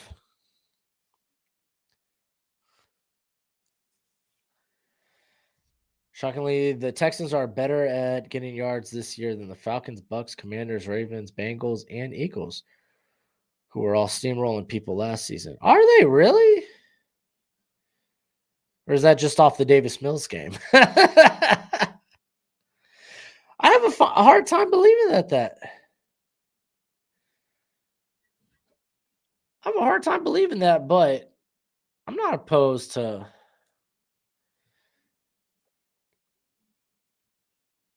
I'm not opposed to looking that up. Now, I'm curious. What was the efficiency?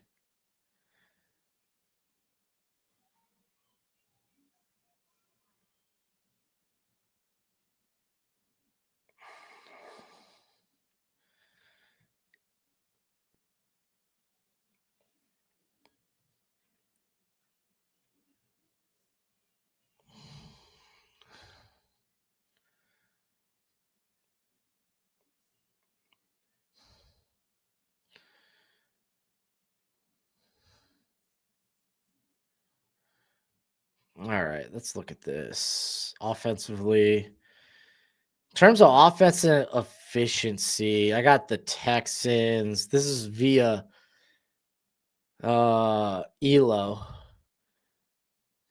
What was that? 9, 8, 7, 25th in the league. When it comes to passing, they're middle of the pack. When it comes to rushing, they are 9, 8, 7, 6, 5, 4, 23rd. So again, this doesn't take into consideration yards. This is just general efficiency.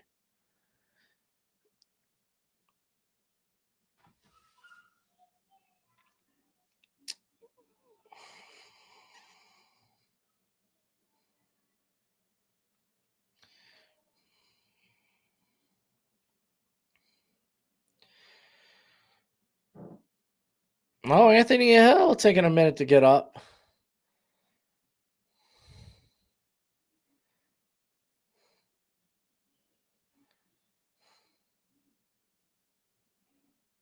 They started the year pretty good.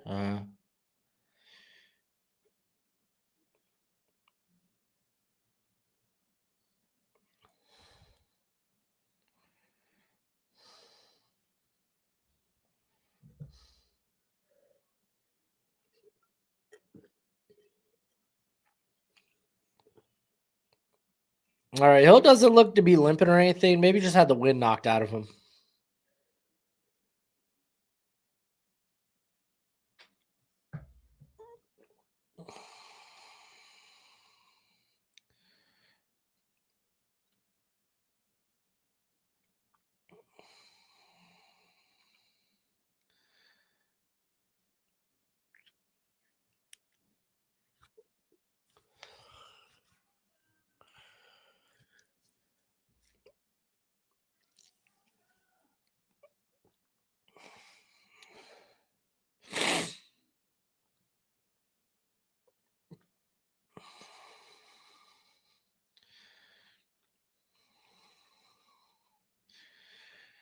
All right, we got 10:55 left in the game. 2nd and 9 for Georgia. They're at the Texas 17. Remember, they started this with the onside kick. Absolute mad call. I love it. I love it. If you don't know, again, we're doing a fundraiser for the Magnolia Foundation. Link, if you want to donate, is in the description. It's the pinned comment. If you're on the X, it's a post underneath the stream, or it's my pinned post on X. Stockton running for a first down, 10 yards inside the goal line, down to the Texas 7.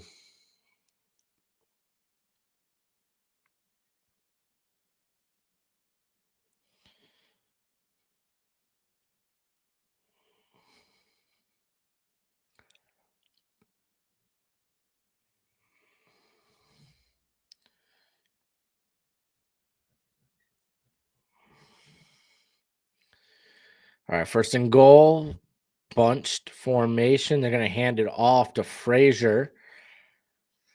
Maybe picks up a yard. It's going to be 2nd and goal from the 6.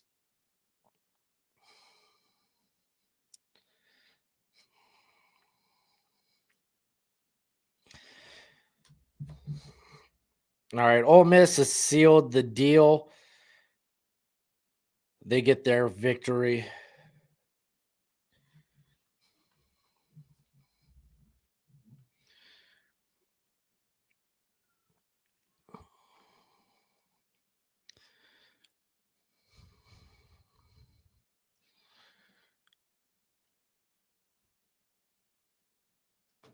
Fake the handoff, rolling out. Oh, he's got a guy. Hill was a little late to get over there to guard Lucky. Touchdown. And there's your nail in the coffin. I can't imagine Texas coming back.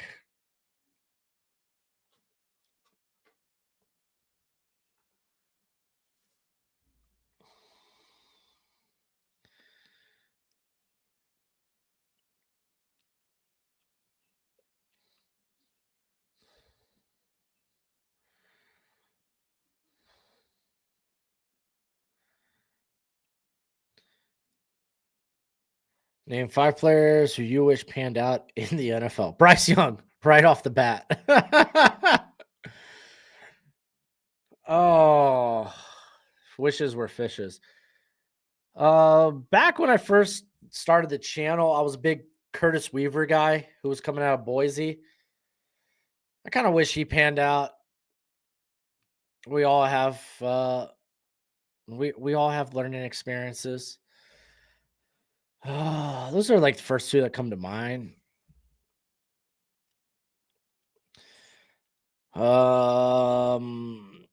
Natane Moody, I believe he was a guard from Fresno State. Just injuries, man. He could never beat the injury bug, man. You never could.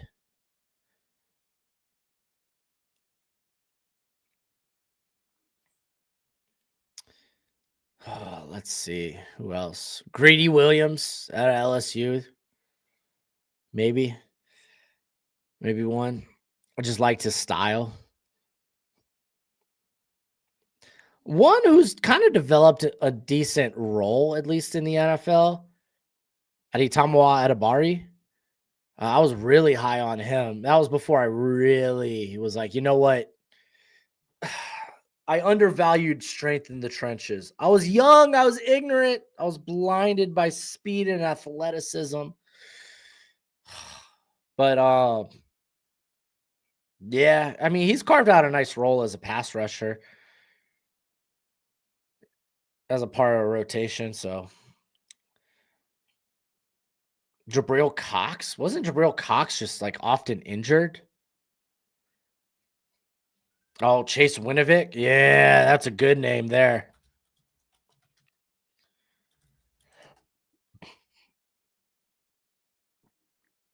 Winovich, man, he just got in the doghouse with Belichick, and even when he got traded, it never worked.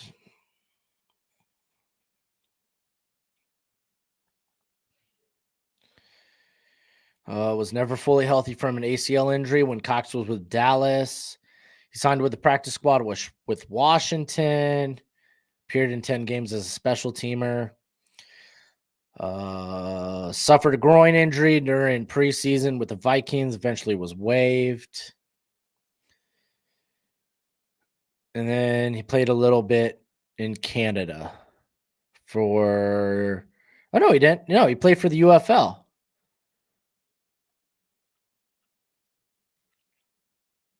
Interesting. That's Jabril Cox. I mean, what about Rashawn Gary? Rashawn Gary, he just hasn't been the same impact player he was prior to the ACL. Ooh, Tavon Austin's not a bad shout out. You could throw Percy Harvin up in there too.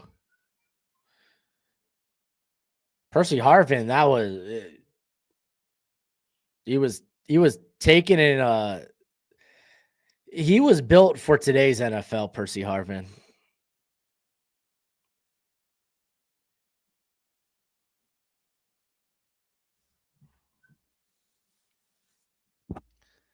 Whoops, hit the mic.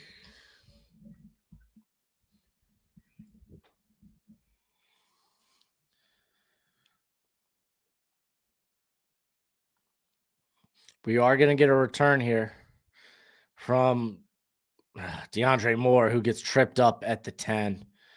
They're going to call him down at the 11.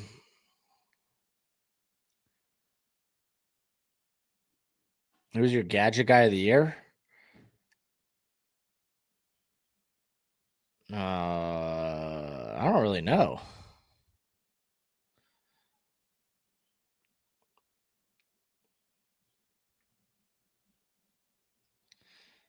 Can't really say Luther Burden, right? He's just a guy that should be getting more snaps. Instead, they're giving Zacchaeus all this freaking time. I mean, if we're going by college, might it be Jacob Rodriguez? Here comes a blitz. Arch sees it. He steps up. He's hit. He throws, and it's fumbled. But Wisner, he falls on it.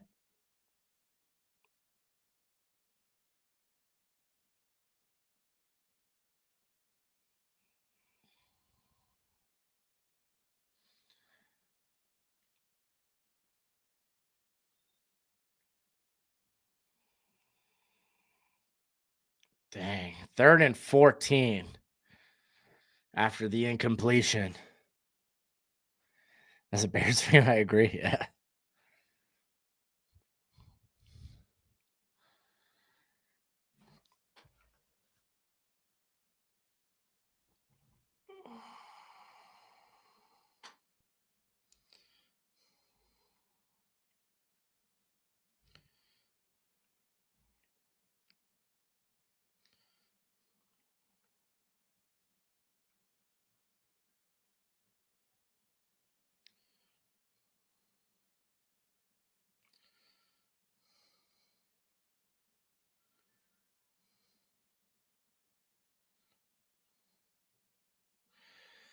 All right, Arch gunning it downfield. Incomplete over the head of his receiver. That was Mosley.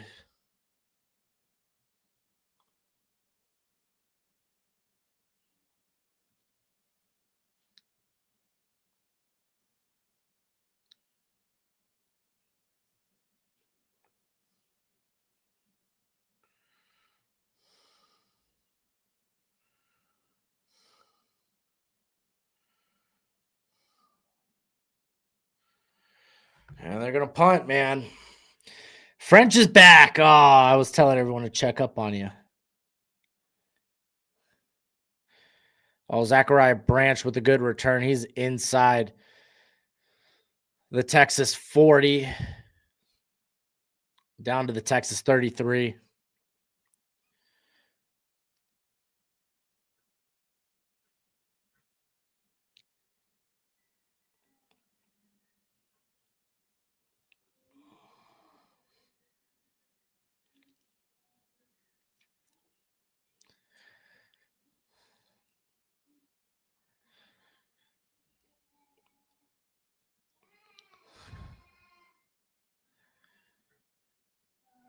And imagine we're just going to see a couple of runs trying to tick the clock away. Oh, dude, Italian ice is amazing. I love Italian ice. Hand off to Frazier. Picks up about 2 here. It's going to be 2nd and 8. At the Texas 31.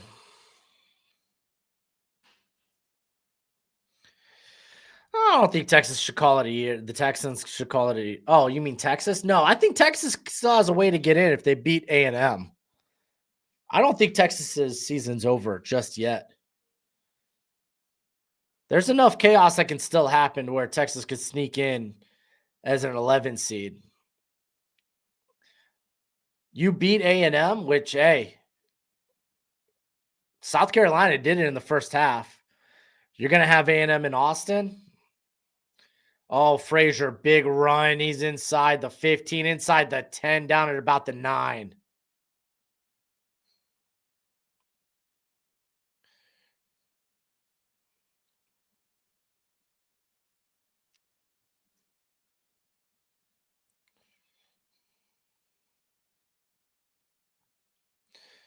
Yeah, I agree with knowledge about Klubnik. I was expecting a little, to be fair, I think everyone and their mom was expecting more from Clemson this year in general. Just all in all, that team's kind of been a disappointment, unfortunately. Who would Texas jump to get in? I think if we don't see, this is how they get in. Problem is they need Oklahoma to probably lose another game, which, dude, they get LSU, they get Missouri, but I mean both those games are at home, but those are losable games. I think they could definitely lose those games. Alabama has to go to Jordan Hare to take on Auburn. Hey, big win over A&M would be huge if the ACC only gets one in, which they probably are. Oh, they get a handoff to Dylan Bell, who's inside the 5, down at about the 4. It's going to be 3rd and goal. The Big 12, who probably only gets Texas Tech in, I think. I don't know if the committee really wants BYU in there. We'll see. And BYU, they could lose at Cincinnati. They could lose tonight. I mean, shoot, right now they're taking on TCU. They were only a 3-point favorite against TCU coming into this game. They're up 3-0 right now. They are driving.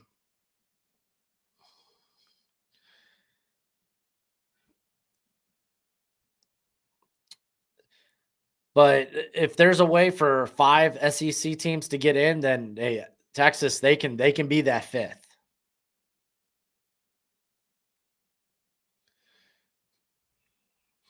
I'm not sold on Mendoza as a top 5 pick, but just because he plays quarterback, yeah. It's worth taking the shot on Mendoza. If you think he's a top 10 pick, it's worth taking him in the top 5. If you think he's a top 15 pick, it's worth taking him inside the top 10 just because of the position. just because he plays quarterback. I would have Mendoza ahead of, I think, Cam Ward, potentially. No, would I? He would be in the same ballpark as Cam Ward. I think he'd be in the same ballpark as Cam Ward. I mean, if you go back to the 2024 class,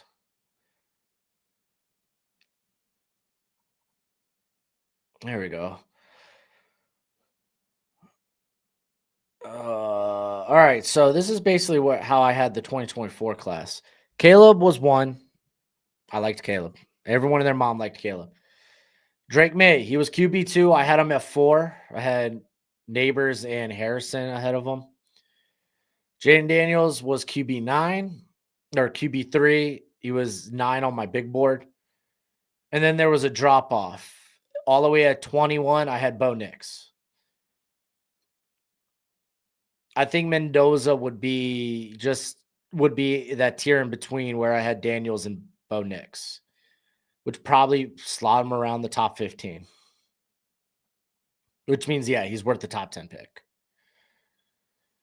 JJ McCarthy was QB3. He was 25th on my big board.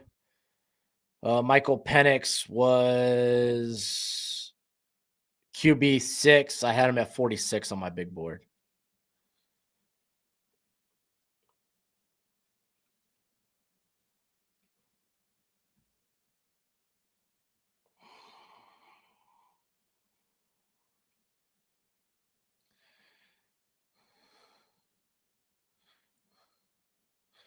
Who's to blame for this game? Ugh.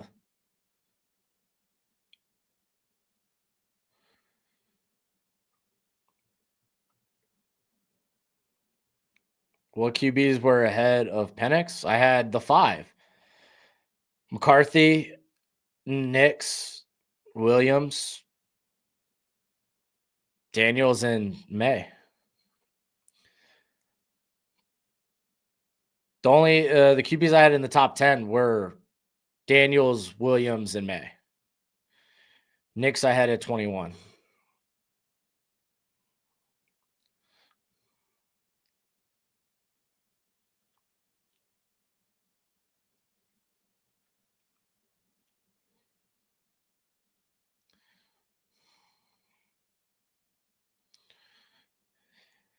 Knowledge, I mean, dude, that's kind of fair. That's kind of fair. Another Tar Heels quarterback in Chicago. Ooh, maybe it was too early. All right, they fake the handoff. It's a bootleg, and Gunnar Stockton's in, touchdown.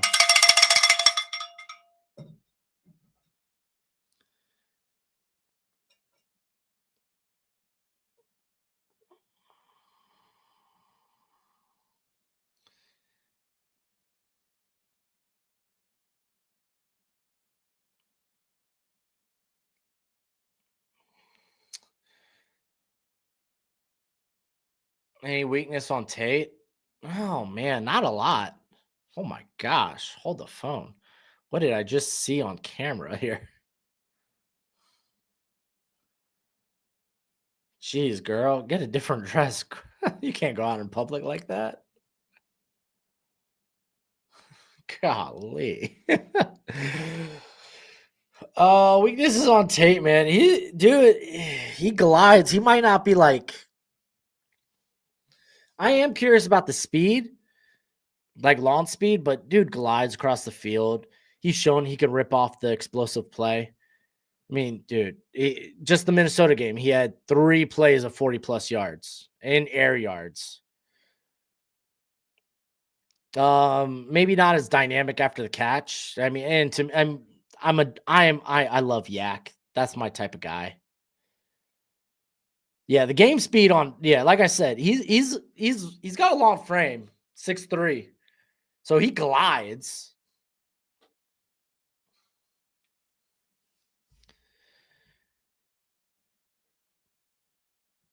But dude, I love Yak.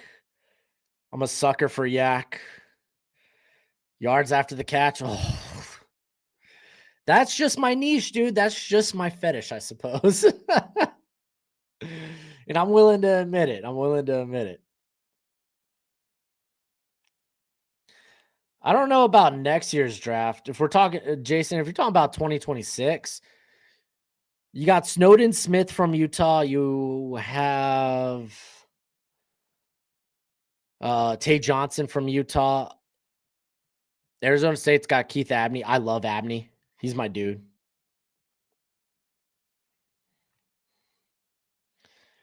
Oh, no, dude. He's not 5'11", bro. Calm down. Tate's not 5'11". Calm down.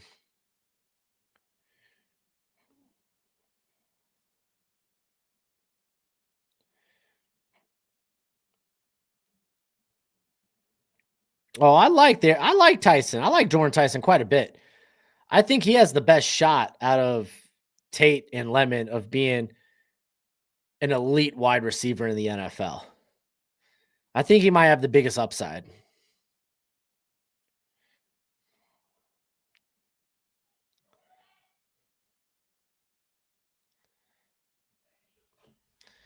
All right, Arch dropping back. They're not even bringing 4 anymore. They're bringing 3 and a spy on Manning.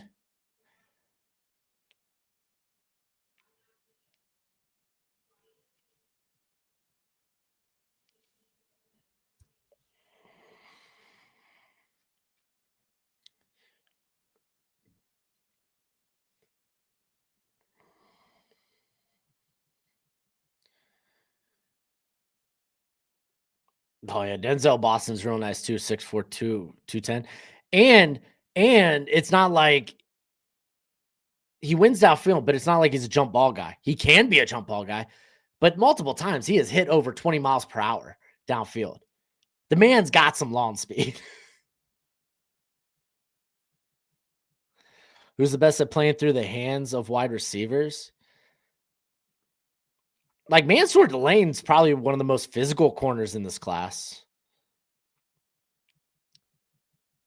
All right, Arch drops back. Okay, they're bringing some extra pressure here. Arch going downfield, but it's overthrown.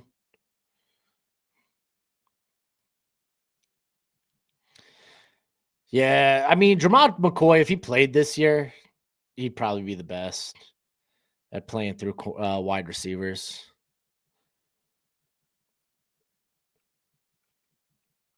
I will say, I watched Brandon Cease, the South Carolina corner, this week. I don't know how he did against A&M today. But yeah, I watched him this week, and my gosh, if you're looking for an athlete, he is an athlete. He checks all the boxes. I get why Mel Kiper was like, "Ooh," and I even think Todd McShay brought him up. But golly, I was talking with Alex from Hail Mary Sports about him. Ooh, Alex is really high on him. I don't blame him.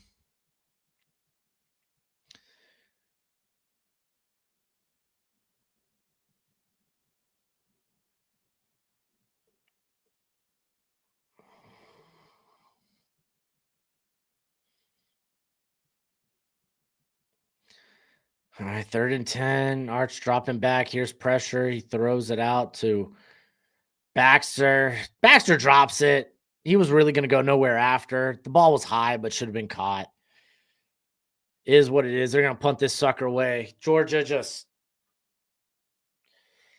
Maybe they go for it. Yeah, you go for it. Why not? Just go for it at this point. Why punt it? But yeah, Georgia's going to drain the rest of this clock. Make sure I get to bed at a decent hour.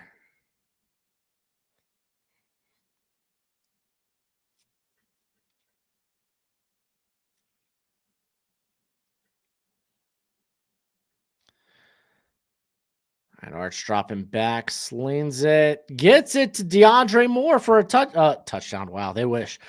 First down.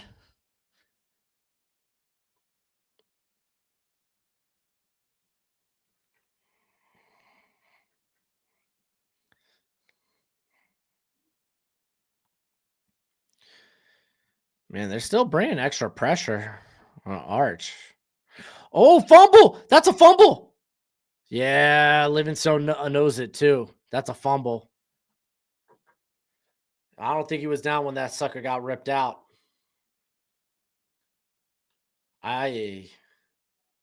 Oh, no, okay, knee was down, knee was down, knee was down.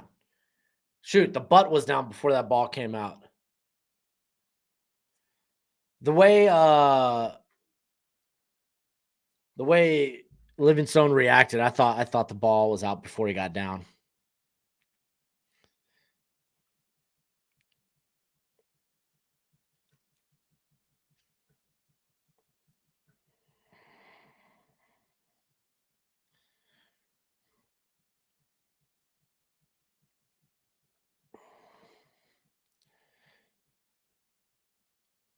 Jason, Jonah Coleman, those are the most ridiculous comps for Jonah Coleman I have seen.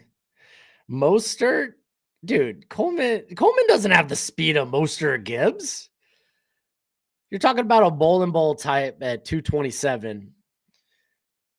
It's not crazy lawn speed, but he's got good movement skills, good I would say decent lawn speed for that size, but decent lawn speed for someone who's 220, 227. But it's really it's just the movement skills at that size. The suddenness.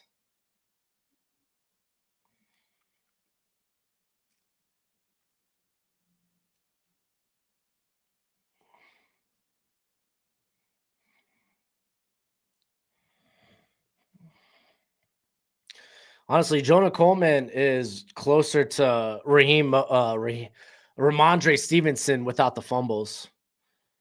And I'd like to think better vision, but I mean, if I'm just thinking about someone big that's light on their feet, that's kind of where my mind goes. Not a great comp off the bat. I'm sure there's a better comp out there I could find that's more satisfying. That's just the one that comes to mind.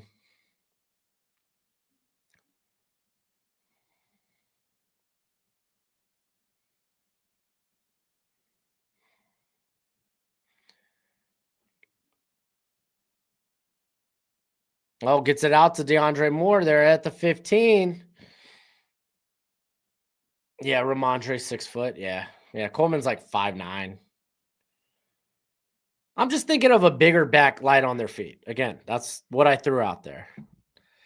This is why I don't do comps until later in the year. Quarterbacks, it's a little easy to draw comps for because you don't really care about size all that much.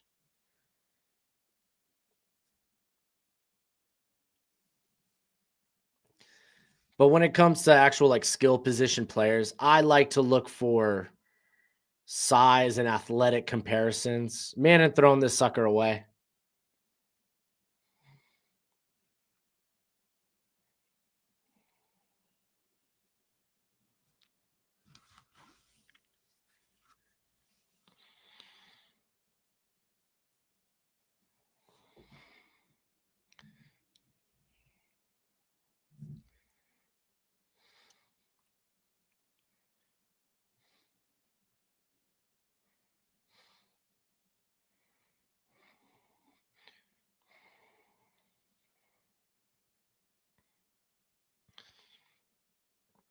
Pressure comes, he gets it out quick to Ringo.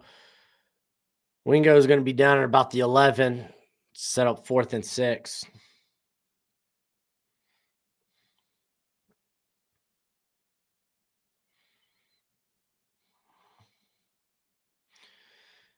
And man, dropping back. Here comes the pressure going over the middle. Wingo's on the ground. They're calling it incomplete. They're saying there's no penalty. That's a turnover on downs, I believe, right? Or that's going to be a turnover on downs. Oh, no, it's 4th and 6 now. That was 3rd and 6. Excuse me.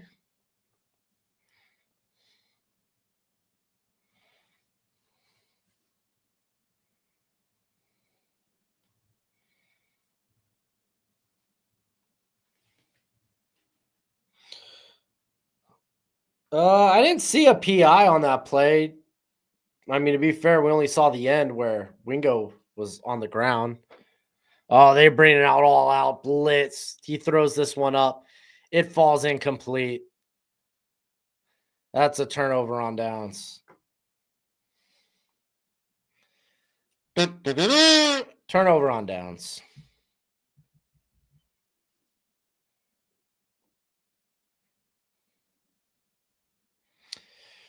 Thought Georgia would win, not by 25. Well, I thought they would win. That's the one that you got today, Gojo. You had Georgia minus 6.5, dude. Good job. Now, Purdue and Coastal, you got some work to do, Gojo. You went 1 and 2 in all of these on the day, bro.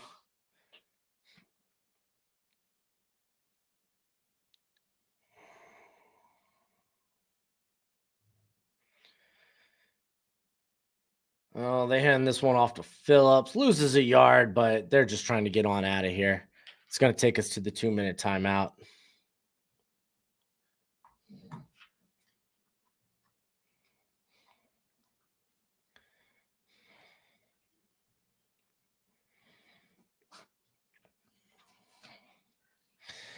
Dang, French is going through it right now.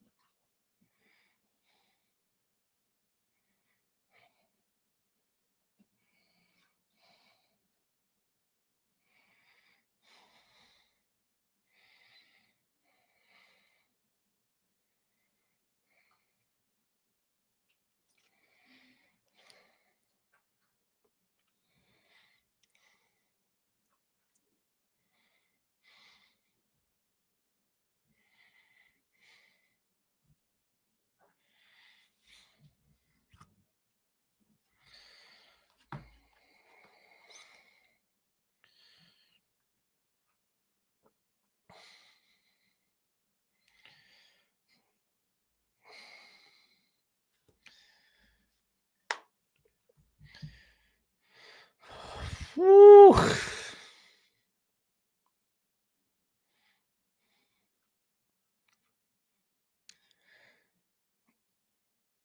Tough go thing. Let's do a scoreboard. Haven't done one in a while. Only a few games going on right now. Oh, Missouri, they're really. Oh my gosh, Ahmad Hari has 268 yards rushing. Absolute win off on Mississippi State today. Missouri's up 49-24. Jacksonville State's up 32-19 on Kenshaw State. Washington State's up 14-0 on Louisiana Tech. BYU, they're up 10-0 on TCU. I got a good buddy that's a big TCU fan. He's not going to like this. Yeah, I kind of had a feeling that San Diego State and Boise State was going to be a bit of a slog. No points in the first quarter yet. Fresno's up 7-0 on Wyoming. A couple of the games that wrapped up. Ole Miss survives against Florida. Florida just didn't have the gas in the second half. That was kind of what I said earlier. Do they have enough gas or are they going to just run empty once they get to that second half, specifically the fourth quarter? Utah, man, they just 55-28. Backup quarterback has 166 yards rushing. That's insane. Hey, Josh Cameron had himself a day. 13 receptions for 165 yards, 2 touchdowns. Purdue, Mercer just destroys poor. Washington just destroys poor Purdue. Sam Houston holds on at the end, 26-23. UNLV able to hold on too. In OT, 29-26. Ohio State, they actually end up hitting the over. They were minus 34.5. They hit it. Good for them. Lorenzo Styles had a 100-yard kick return. Golly.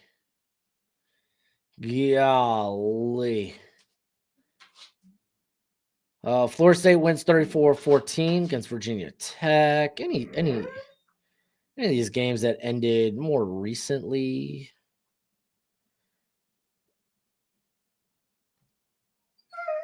I got you, Gojo. Give me a sec, bruh. Just looking around at some of these games. Dang, Coastal missing. Look at this. They score a combined what? That would be 23 points in the second half. They scored more points in the first and then the second quarter than they did in the whole second half. Wild.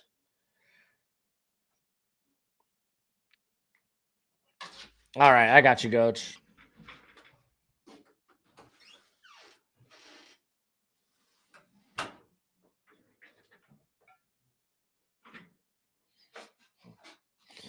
Shoot, man, I feel like we need to go in morning for French here. So I begin to close up shop. We're in straight mourning. We're in mourning here for our fallen friend French and the Texas Longhorns.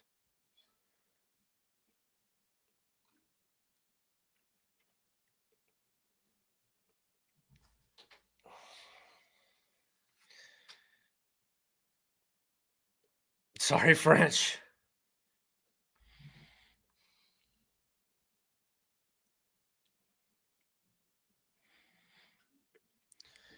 All right, well, we got a punt here, but I imagine Texas needs the ball. Maybe they hand it off, but we're going to see the final play right here.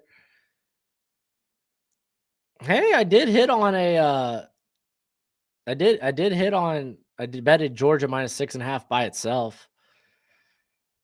Because it was like you had a 30% bet boost on FanDuel if you bet the game by itself. So I did. Oh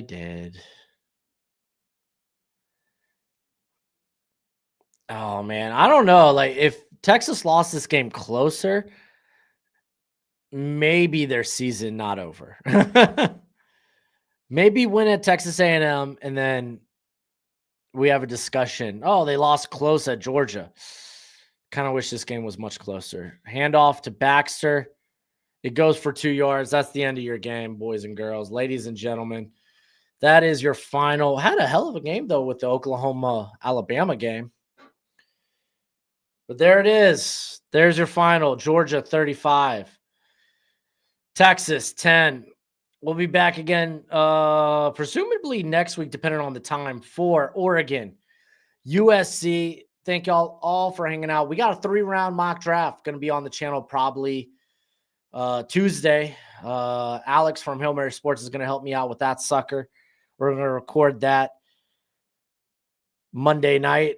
So be on the look for that. But as always, till next time, you be easy, my friends. Later. Quick shout out to the Magnolia Foundation. They help out families who have lost children.